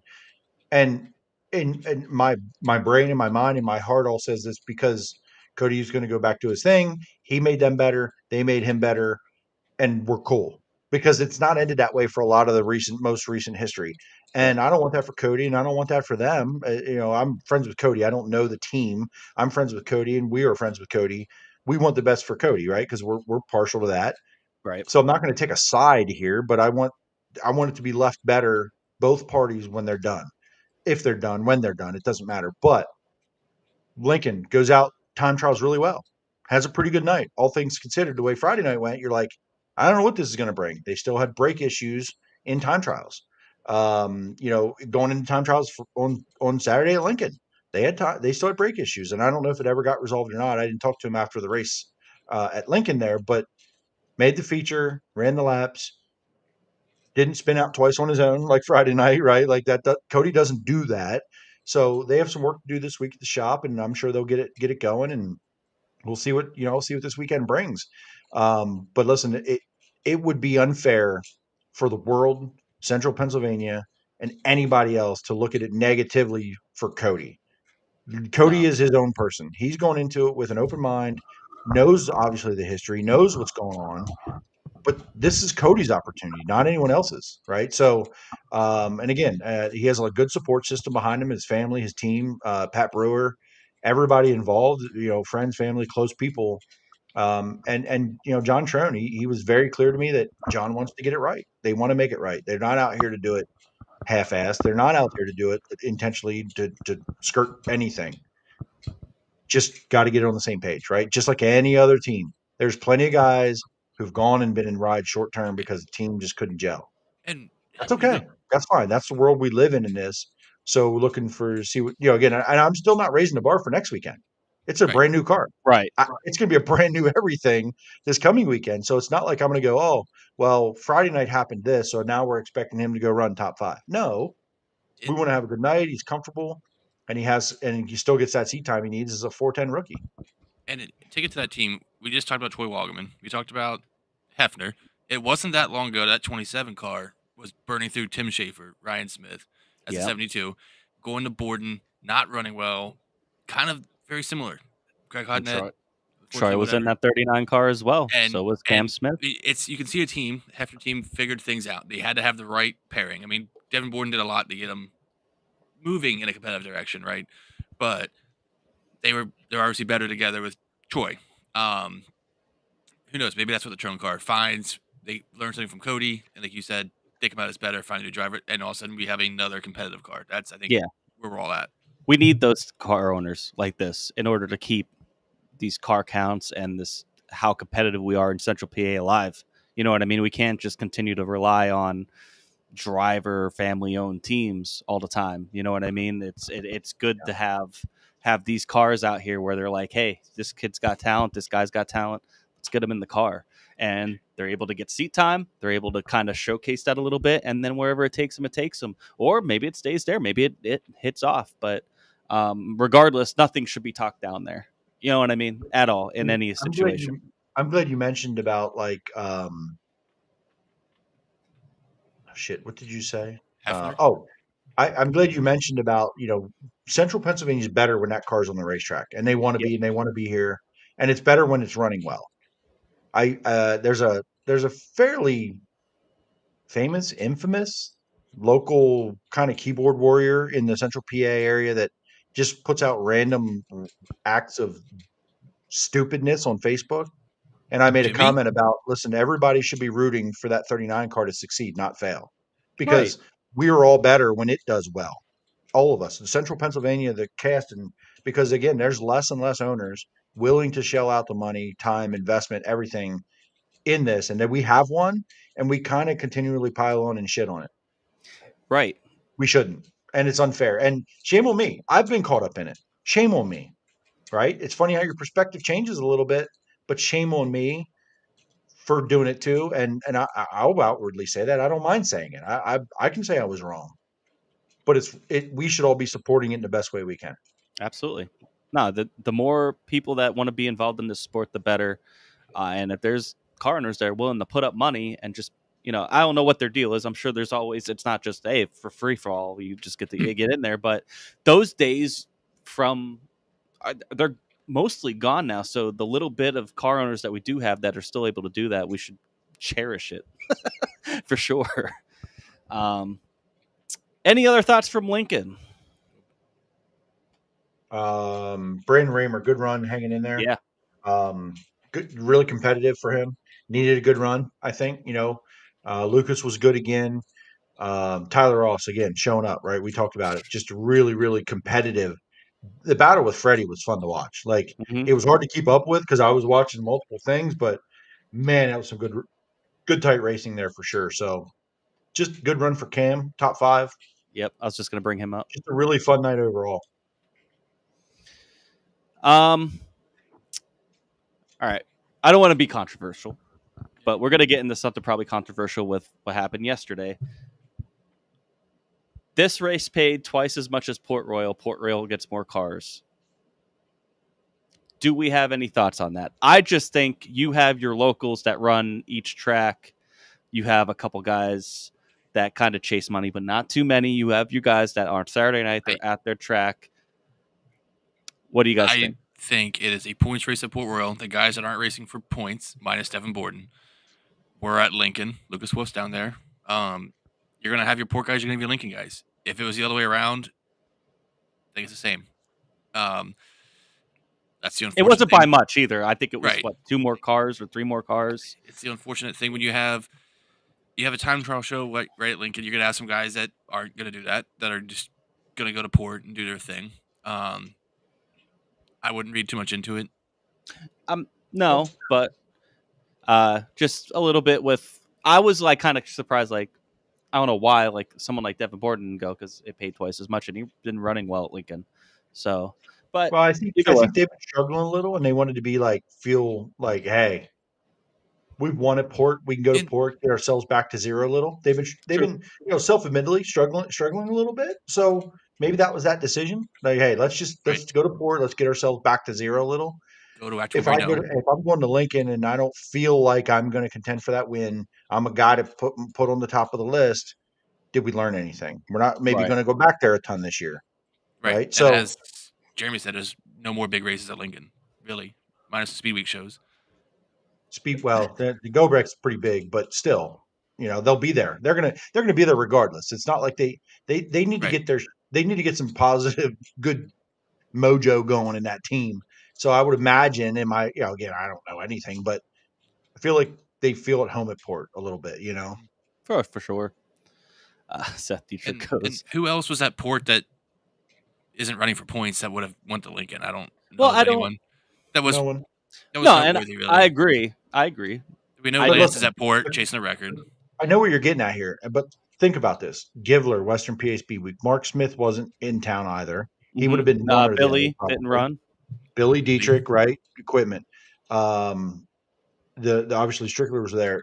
Tim Gladfelder was there, but Macri's out of town, right? Like you could easily flip that around and have 4, 5, 6 more cars. Yeah, I mean, Dylan Norris was great. And listen, full just field, timing. Just great. Right. I just thought it was. I just didn't expect. I figured it would have been maybe the other way around. But Dylan Norris. Norris was out there. Dylan Orwig, the 5 car, wasn't there with Travis Scott. Like there was just a few of those cars. Again, we're talking about just car counts, but it was the people you expected to see at Lincoln were at Lincoln. Yeah. If we're just saying, hey, the overall amount of cars, and again, no shot at anybody, but Dylan Orwig and the 5 car with Travis Scott and Jordan Givler. We love Jordan, but they're not contending for wins. But did we feel better if there's 32 versus 29? Like, do you see what I'm getting at? Like, right, but for a race that's paying twice as much, The only But they cars you're still were really racing for missing points.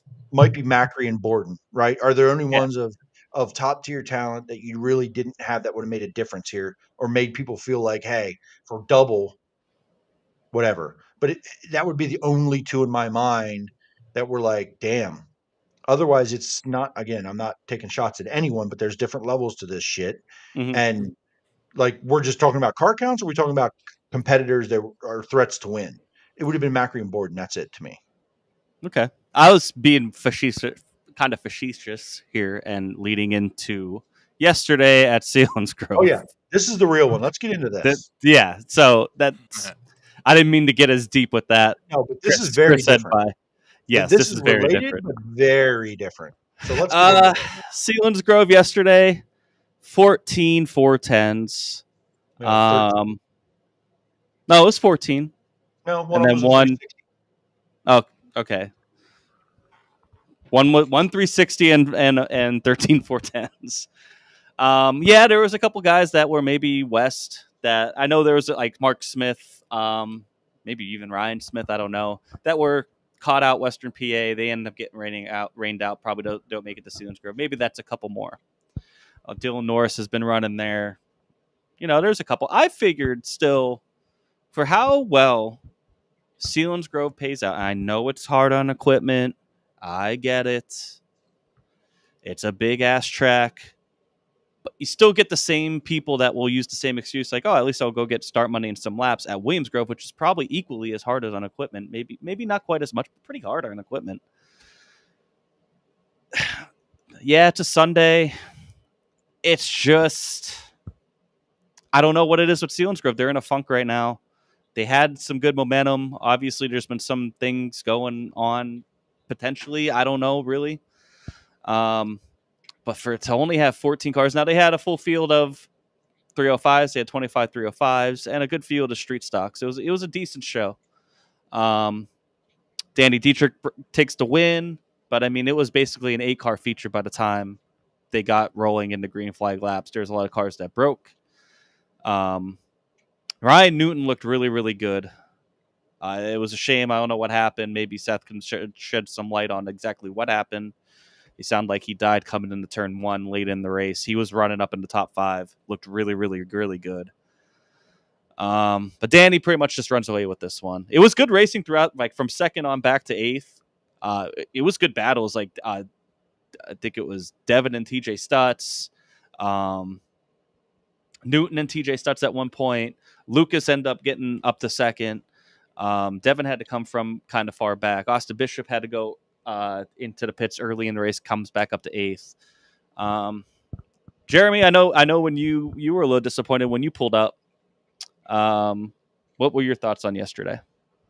I was pretty disappointed with, just feeling unfulfilled with going up there with expectations of team supporting it. There was a, pretty big push last year about supporting this racetrack, and at moments it felt good. And then I get there last night and I'm like, what's going on?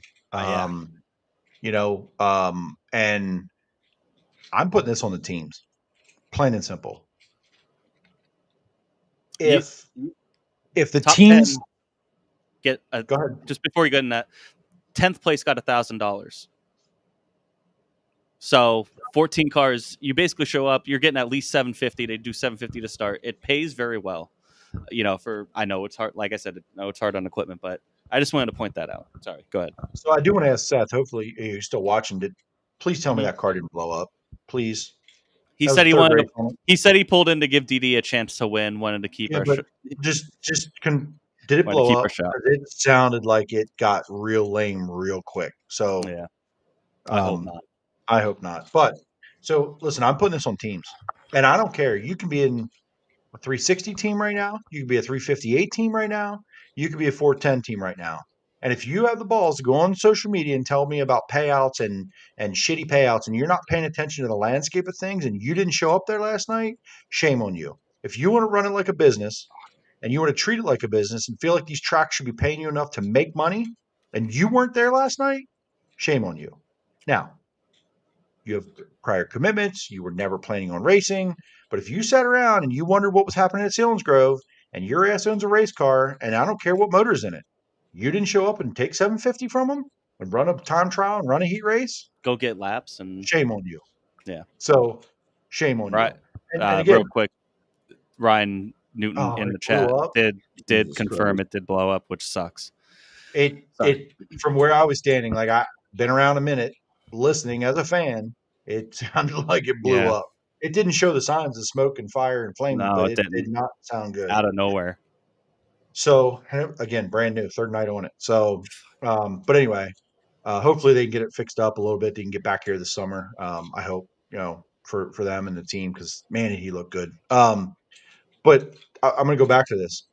And I don't want field fillers. No one's here to see field fillers. Okay. But if you want to act like this is a business and you want to be treated like a business person and you want to run your race team like you should be making money, which there's 1% of all sprint car teams are probably making money. So you aren't. So stop with that deal, first of all. But why were you not there? Yeah. Go up there. You weren't going to spend $750 to be there. You could profit for the night. You could profit for the night. $750. Now, it just kind of pisses me off. And I'm not saying that Yeah. to support Selinsgrove. I'm saying that when these teams, you can't talk out of both sides of your damn mouth when it comes to we're not making enough money and the payouts this and the payout that and spread the money through the field. They're doing everything in their damn power. And I believe they're one of the few tracks that will let kids in free. Yeah, they do a prorated pit pass. Yeah, like a prorated pay. So even in the pits, right? Yep. Encouraging people to get to the racetrack, encouraging to come up and support the place. If you can get 44 10s on BAPS on a Sunday and you get nobody to support Selinsgrove, and I'm glad they're supporting BAPS this year, but this was bullshit last night. Yeah. If you're running a race team and you didn't show up there last night, shame on you. Shame on you. And I hope I don't see any of those teams out there talking about payouts. Now, I hear a lot more about the payouts in the 358 division. That could be warranted. I'm with you. But you can't, as a race team, tell me about payouts and spreading the money through the field. You could have brought a 358 up and made more than you do in a normal race. There was a 360 there. Brett Warner had a 360 in the car, to my knowledge. He doesn't even live here anymore. Yeah, this guy moved out west. He's from out west. Somewhere. He don't even live here anymore. And he has guy just showed up in a 360. Unfortunately, he got talk about what happened there. But bring your car up. If you have a feel on the pulse on the landscape of things, and you didn't take advantage of that last night, shame on you. Yeah, I didn't expect 25, 30 cars. I didn't expect a BAPS type of Sunday turnout because they've been getting 30, 35, 40 fucking cars on Sundays. I expected 20 to 24 though. And then when I pull them, 14 cars. It was hard for me to tell out in the parking lot because 305s were running, and I could usually tell the difference between a 305 and 410. But sometimes with some of the field fillers at Selinsgrove, it's hard to tell. So, but no, all jokes aside, I'll put some on Selinsgrove. This was very poorly promoted. Yeah, but Chris didn't even know about. We've known since February, March this was a race. But do you really see anything on social media about it? No, bullshit. If you're a 410 team, you know the calendar. You know the schedules. This is 410 racing. This is Central Pennsylvania. Everybody knows the damn schedules. Everybody knows that this race has been on the calendar for months. Figure it out. Get the pulse of it. If it was on your schedule and you feel like, hey, 30 cars are going to show up, stay home. Great. You don't have the power. You don't have the thing. You don't want to burn your shit up. Great. But if you have the pulse of things and you're in a Central PA team and you're bitching about money and you didn't come up and take advantage of that last night, shame on you. Because I don't care about promotion for this, especially for race teams. If you want to talk about promotion and putting asses in the seats, maybe. Yeah. But not for race teams. They know damn And it was better. still a decent turnout. Like, it was maybe like third full, which, I mean, when people start hearing there's only 14 410s there. It's going to get less and less each time. Right. Because why would they? Listen, I did. I was like, what am I doing here? And I love the place. I like going up there. I like Ethan. I like the team. I like going up there. I enjoy it. It's fast. It's different. I like to drive up there. I felt bad. What am I doing here? I felt bad not going to see you guys and Kim and that. Like the plan was until Jimmy told me that. Like, I feel less bad now. Yeah. I had a great time. I thought the racing was still good. I'm pretty sure.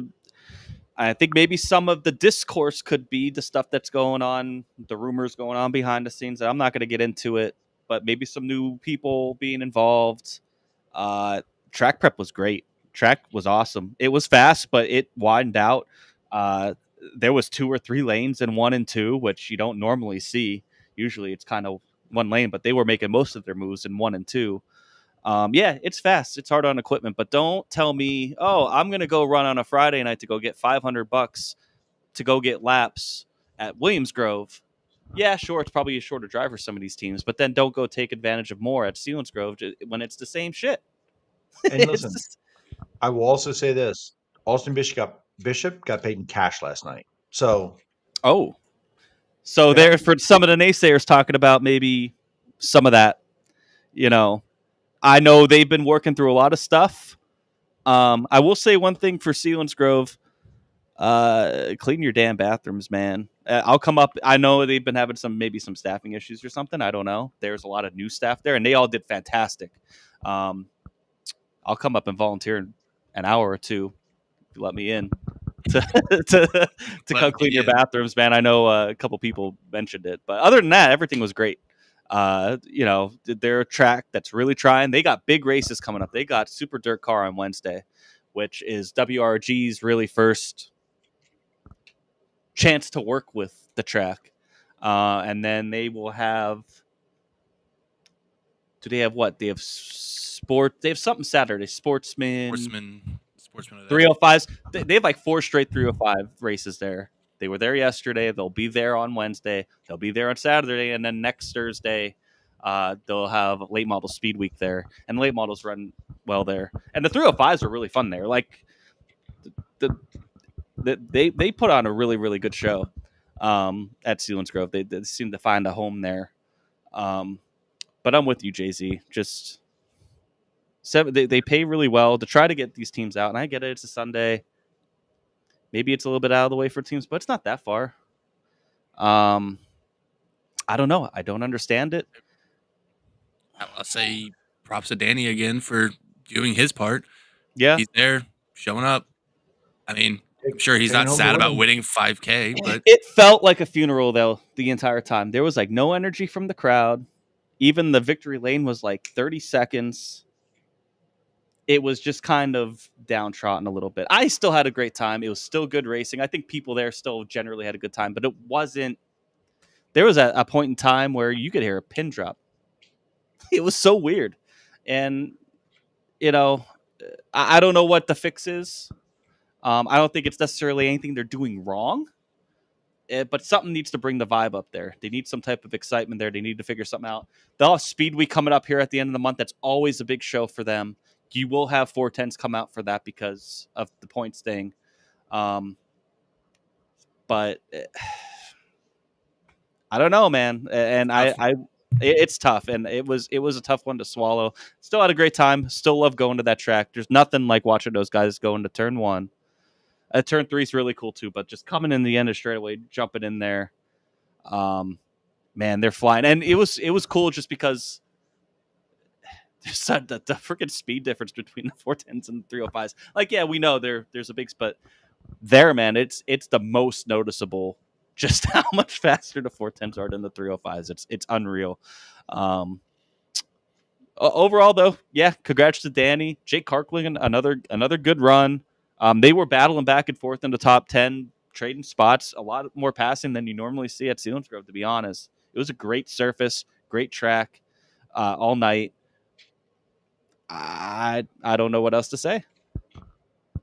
Get to some... The shrimp basket was pretty good. I did have it. Yeah, it was. I had the shrimp basket, too. It's weird, but I'll do approve. All good. Tony says, I was told a part of the problem is a lot of mail and such is going to Steve Inch, and he's not forwarding anything to track. No clue of anything, but I do trust who told me this. That's an interesting one. I don't know what. What's that have to do with drivers showing up to make $750? Yeah, that's why I don't understand what that. Maybe with payouts. I know that was kind of a thing, but I think they ironed that out this year. I know they went with a different system and everything, and I haven't heard any complaints so far this year. So, and like you just said, Austin Bishop just got paid cash. So, can't wait to see Modifieds go into 3, crank sideways on Wednesday. That's going to be awesome. I was thinking about going. I don't think I can, but I'll definitely be watching it. It'll be on Dirt Vision, so everybody can kind of get a nice national view. Do we think this was a weird thought I had? We talk about flow killing attendance. We joke about that a little bit. Do we think because this wasn't streamed, it hurt worse? If this was streamed, more people might have known about it. No, I don't. No, it never has been. It's More not people new. would have maybe they watched said it. all last year. Every race was done by Sprint Car Unlimited. Everyone? Yep. If this Maybe was on not. Flow, Maybe not. Yeah, go ahead. Say it was on Flow. I think more eyes are on it. I don't know if that's a good thing. If you have 14 I don't cars think and no fun there. I don't think it matters. If you're a 410 fan, you know this is a race. You know it's coming. I agree. I just it was just a weird thought, just because, no, it's not an excuse for me. Selinsgrove isn't new. They've been around. They run Sundays. That's when they do 410s. This isn't new. Nothing really changed with the scheduling of what they do.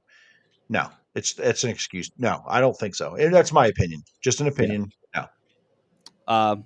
Like I said, track was great. They're doing some good things there. Get your ass there for the Speedweek show at the end. Last night of Speedweek, that Sunday. Get your ass there. Go see some race cars go fast. I mean, there's nothing like watching these guys during time trials there. It's awesome. I know, like I said, some people complain that it's hard on equipment, but it's hard for me to be sympathetic to that when you have 360 showing up to run a 410 race. I don't know. Listen, I talked to a couple 305 guys that said they wish they would have registered for the 410s. Yeah. To run 11th was more money than the winner of the 305 race. Yeah. And they don't even have to run all the laps. And they're going to put the laps on the motor either way. But yeah, Tyler, hey, listening, you said about, watching the modifieds turn in a, turn 3 crank sideways on Wednesday. That's fine. I hope you enjoy it. I won't. So good luck. Have fun. Say hi to Ant and hi to Troy. You're not going to turn me into a modified fan, Tyler. It's just not going to happen, buddy. As much as you try or want to, it's just not going to happen, okay? Aunt Bay in the chat. What's up, fellas? A little late. Nice shirt. So I saw your sexy face on Dirt Vision on Friday night, by the way. I'm like, oh, look, there's Aunt Bay working on the car. Looking, making himself look like he's busy. And, of course, Troy, what's going on, buddy? We just got done talking you up. Go back and listen to it. So that's this past weekend. Let's just touch real quick on High Limit. Lawrenceburg on the 31st. Kyle Larson with the win. Butler yesterday. Made-up race from Saturday. James McFadden gets Brad Sweet back. Some sweet revenge, pun intended. Getting him a photo finish at the line, but this time McFadden comes out on top in a hell of a race there. I didn't really watch too much of this. Some highlights. Obviously, the McFadden sweet finish. That's 2 straight. That's two this year where they had photo finishes. So that's pretty cool. Tanner Thorson having a good couple weeks here, getting himself up in the top 10. Skylar G had a good run. Caleb Henry with the top 5. A lot of people say, I hear his name come up a little bit online, like, hey, this is a guy to watch. Watch that 101 car. Well, there he is. And then also just touching on the World of Outlaws real quick. 2 nights at Atomic, David Gravel and Sheldon Hodenshield get wins. Fremont on Memorial Day, Carson Macedo gets the win. And then this Beaver Dam race on Friday was really good. I was watching that. Sheldon with the win, but it got real dicey. That first half of the race, man, you had like 3 or 4 cars battling through lap traffic for the lead. So, yeah, just kind of catching up on those. Any thoughts from High Limit or Outlaws? No, not really. Let's get into this weekend. Let's preview what's coming up.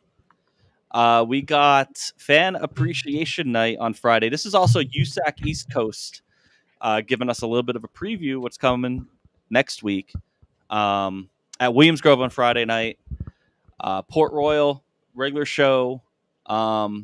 this week, and then the Elijah Hawkins Memorial Race at Lincoln on Saturday as well. Port will be on Flow. Williamsgrove will be on Dirt Vision. No Sunday race this week, right? Thank God. Or we'll, yeah, right. And then obviously, like I kind of just hit on it, late model Speedweek starts on Friday. What is it? Go- What speed week? Super late model what speed week? Appalachian Mountain Appalachian? Speedweek. Appalachian. Appalachian? Appalachian. I say Appalachian. Appalachian? Appalachian. Appalachian? Oh, okay. Thanks, man. Yes, Appalachian. Changing my mind. Start. They start at Clinton County, which is going to be a banger. I'm telling you that one right now. Man, that would be so I didn't. cool. I was. My plan the past 3 weeks has been, and I still might, has been to go to Clinton County, but then I didn't realize that USAC East Coast was running Williamsgrove, so now I'm kind of torn. But I mean, we're gonna see USAC next week, so maybe I will. Clinton County's only 50 minutes away from me, so maybe I'll go there. If not, they're gonna be there Saturday at Port Royal, Hagerstown on Sunday. They get Monday off, Path Valley on Tuesday, which we saw how good the World of Outlaws were there. So that should be a good, fun show. Selinsgrove Thursday, Bedford Friday, Lincoln next Saturday, and BAPS to close it out on a Sunday. Is that with 410s or is it just suit late models? Do we know? Where? At BAPS on the 16th. That is. It's probably just a late model race. I don't think it's. I think it is. Yeah. Well, I know that Lincoln has 410s on the 15th. Yes. Yeah. 16th. No, I don't think it is. That's Father's Day. I don't think there's a BAPS race that weekend because I have put all the BAPS races on my calendars, so it's not there. So no. Okay. BAPS is late models and 305s. That makes sense. So yeah, right now my plan is to go to Williamsgrove on Friday, but I'm like 55-45. I might flip back to Clinton County tomorrow. I don't know. Because seeing those guys, one, I just want to get back to Clinton County. Clinton County is a badass track. And two, see the late models there. My plan was probably Clinton County and Port Royal this weekend. And then next weekend, obviously, I'll be probably at Port Royal every Saturday. And then I'll probably go to Selinsgrove that Thursday night if the weather is nice. And then obviously, there is a little bit of overlap here. We'll talk about this more next week. We're going to try to maybe work on doing like a little maybe Eastern Storm preview. But next Tuesday starts USAC, their East Coast, their Eastern Storm. Grandview, Bridgeport, Big Diamond will happen Tuesday, Wednesday, Thursday. Then you got Williamsgrove. And then the big race is obviously that Saturday at Port Royal because it's not just the 410 sprints. You also get Silver Crown and you get winged 410 sprints. It's one of the coolest events of the year. Basically, if you don't want to go all the way out to Eldora for 4 Crown, go to Port Royal. Basically the same show. Just, not sanctioned 410s. But still, we know, great. It'll be great. And then Action Track. There was a banger last year that Sunday to close out their stint here. So we'll talk a little bit more about that. Maybe we'll try to talk to some people, maybe try to get them on to come help preview a little bit. What are you guys looking forward to this weekend? And with these 2 weeks maybe coming up here? I might be at Williamsgrove Friday. That's all I got. Oh, That's cool. what you're looking forward to? That's you're looking to maybe go in a race. It's been 2 weeks. I should probably go back to a track. What if ones you're not going to? Are there any other ones on the What list else are you looking for? Hey, what are you interested in? Even if you don't go, Chris, like what's cool to you? Maybe I can't go, but maybe I'll try to catch the stream. Maybe I'll actually watch a race. You know how to do this, right? Like you've been here before. This isn't our first show. Yeah, it feels like my first show. Jesus Christ, this guy. I don't know, man. It's not Sportsman, so they're off all of June. I'm off all of June. What are you gonna do?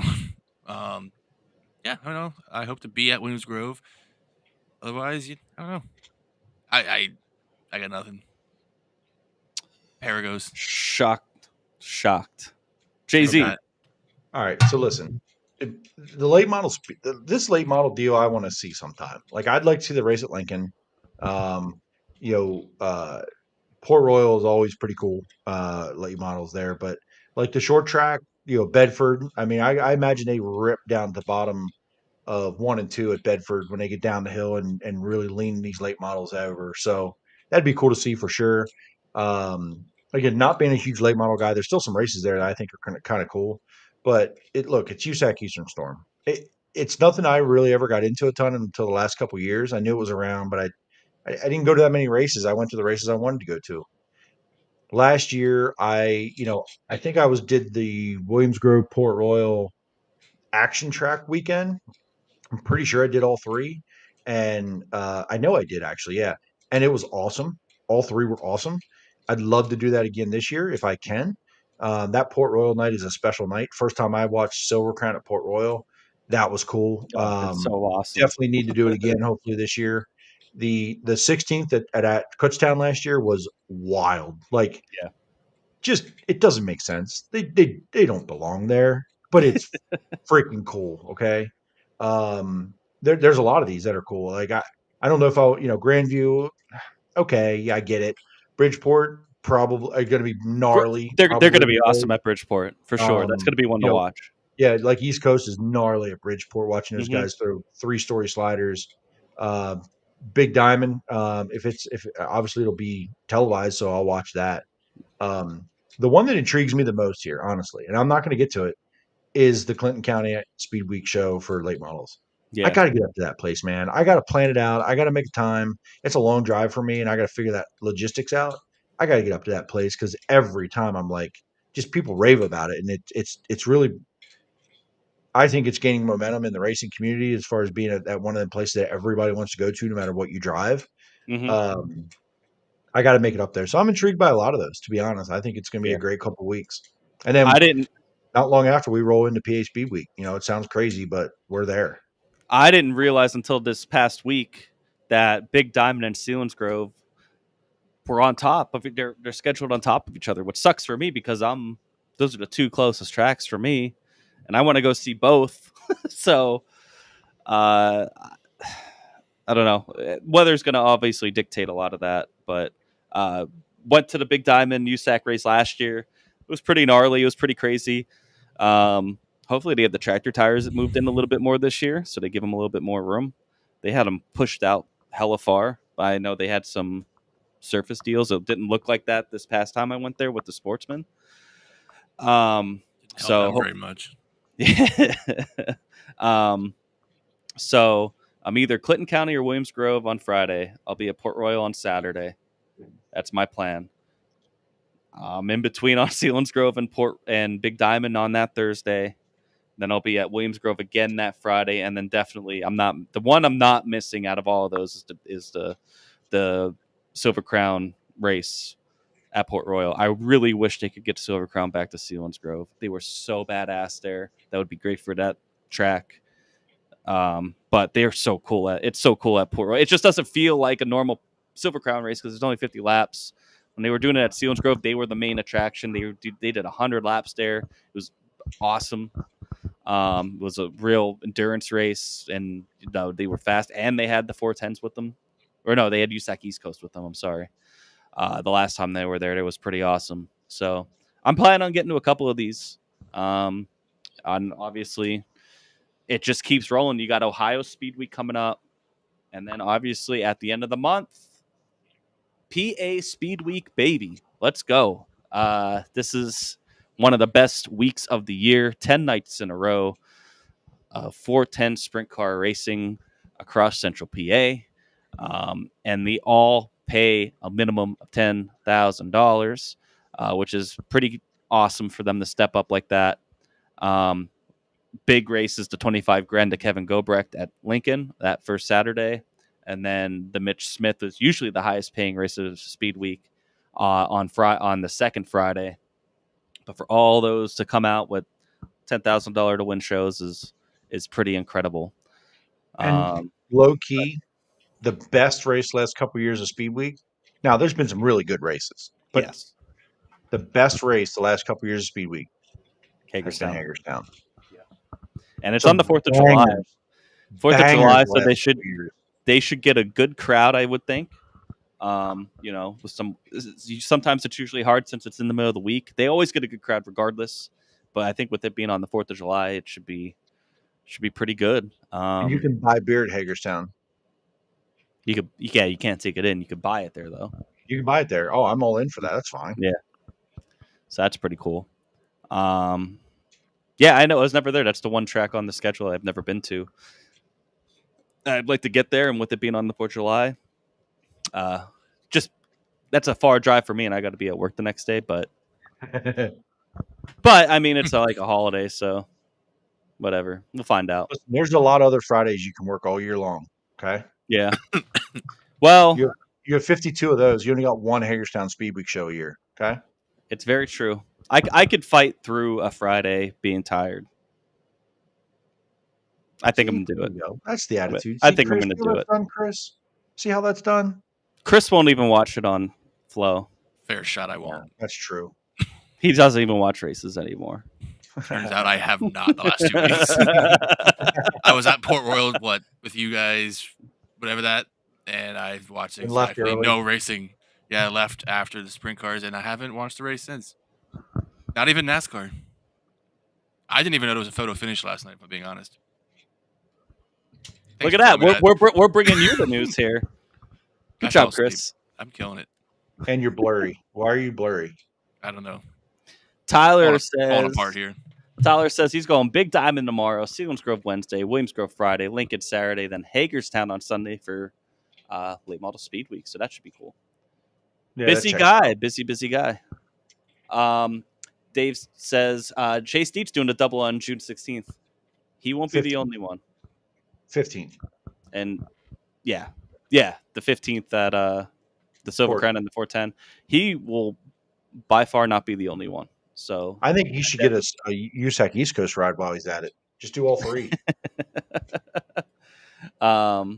Ricky Danner could do that too. Yeah, he might do all 3. He's got a Silver Crown car, an East Coast car, and he's got a 410. Well, no, it's 410 USAC. It's not East Coast. Or it's the National Series. That's so right. I'm sorry. Yeah, you might see a Brady Bacon do double, triple. I mean, triple's tough, man. I mean, I know, but I want especially for how long. It would be cool. Take the 2D to Port wingless. Hell yeah. And a wing one. What you used to have a lot of. You used to have a lot. For that. Used to have a lot of guys just take the wing off and go run wingless when USAC would come around, and you don't really. Brent did it. Monteith did it. Moody's done it. There's a few guys that have done that. It sucks that you don't see it as much this year. Now it's more often than not. It's the wingless guy throwing a wing on. Yeah. You know. They know where to see. It would be cool to see some of these guys just take the wing off for a night and go have some fun. You know, it doesn't always have to be about. Yes, it does. Shut up, Chris. No, it doesn't. Yep, DD did it wingless. There's been a couple, but it's been years since we've seen somebody really do it. So maybe. Well, keep an eye out. Moody just did it. Didn't he run Williamsgrove last year when Anton Hernandez? He was a teammate of Anton. Yeah, you're right. He did that. There you go. Yeah. He was in not his own car, but yeah, he was in a different car. Yeah, he a teammate for Anton Hernandez. Yeah, but did he finish? Isn't that the guy with a fence and hot laps? Yeah, it was. Oh yeah. That was No, short-lived. I don't know. It wasn't hot laps. It was lining up for his heat. That's to right. come around to catch the pace car, and he gone. It's a short-lived partnership. He gone. So we had a lot to catch up on. Thanks everybody for tuning in. You guys have any close? Oh, let's do Trick It and Dump It just real quick before we go. Shit. I'm going to do. I'll go first. I'm going to drink it to Tyler Ross. He's been running really, really strong. I kind of brought it up before, and Jake Kirkland. Those are my 2 drink it's. I'll save the other good ones for you guys. And my dump it would be cars not getting the fucking Selinsgrove. Get your ass there. I'm sick and tired of it. I'm so sick and tired of it. Get there. Make racing fun again. Facts. The fuck, Chris. Drink it up. If you let me go in front of you, I'm going to steal yours. Well, I'm just gonna take the easy one. 69K back in victory lane twice. Obviously for Darren, but 69K. in general. Dump it for me not going and watching races No, I for wasn't going to 2.5 that one. weeks. Is that it? Are you good? That's it. I'm good. Wait, can what have did you more say? than that. What was your dump it? I'm sorry, I missed that. Himself. I'm the dump himself it for not going to the races. or watching them. Oh my god. Falling apart, boys. Figure it out. All right. So mine is my drink it and write it down. June 3rd, 2024. Oh boy. Danny Dietrich. Hey. There It is a historic day in T2T history here. Come a long way And from my- Give Jimbo. the man his flowers. There you go. And my dump it to finish this all Dietrich off is Billy Dietrich for his unfortunate trip to Western PA Speedweek that didn't last very long. So tore up some equipment, blew up. They got back home and they're rebuilding to get back on to Pennsylvania here. So the Dietrich family wins drink it and dump it for me. That's a DD. Yeah. Matt says, drink it to you guys for having a kick-ass podcast and keeping us up with the 410 info. You can Thanks, thank me buddy. and Jay-Z for that. Obviously not Chris. Yeah, clearly. Not this week. Chris, what's a 410? Never heard of her. It is. It was cool hanging out with you yesterday at Selinsgrove for a little bit, man. Always cool seeing you. Appreciate you. And go kick ass. Stop being a bitch. Go fast and turn left. Go fast and turn left. Brandon says, drink at the DD for getting his car fixed and back to podiums and wins, and dump at the Selinsgrove MAGA. Agreed. It's Racing great again. Right. Make racing great again. Merga. Make racing great again. Drink it to the weather. Could have been a lot worse, says Randy Kopp. I agree. Besides Saturday at Weikert, and we started getting a couple drops at Selinsgrove, and I thought Jeremy was going to come over and get my head off. He's like, in the morning, he's like, did Selinsgrove cancel yet because it's going to rain? I'm like, it's not going to rain. It's not going to rain. And it didn't rain, actually. Besides those couple sprinkles, it never rained here, by the way, throughout the entire night. But we started getting a couple sprinkles during one of the 305 heat races, and he's like, I'm going to kill you. I'm going to kill I'm you. already not having a great time. 14 410s, and now it's going to rain out, and we were fine, though. Yeah, weather held up. And as always, drink it to all you guys watching live, listening the next day. We really appreciate you guys. It's been cool meeting everybody at the track, talking to you guys online. It's really cool to hear when people come up and say, hey, I'm sitting there at 8 o'clock on Monday waiting to listen to you guys. It really makes it special for us. It's just we have a great time talking with you guys and just talking racing in general. So I really appreciate you guys tuning in every week. Listen, man, you can't come in here drinking to T-Dub for winning. We did all that. We kissed his ass for freaking 25 minutes earlier. Like, what am I going to do? Kiss his ass for over there for 25 minutes and then give him my drink it? Like, come on, man. This guy. I honestly thought somebody else was going to take that. That's why I didn't take it. At some point, his damn head ain't going to support his little bitty body. This guy's only like 5'6", for Christ's sake. Get out of here. Yeah, let's get out of here. Thanks a lot, guys. We'll see you guys next week. Keep an eye out on our socials, and we're gonna try to do something for Eastern Storm next week. So, as always, have a great week. See you at the races. See you.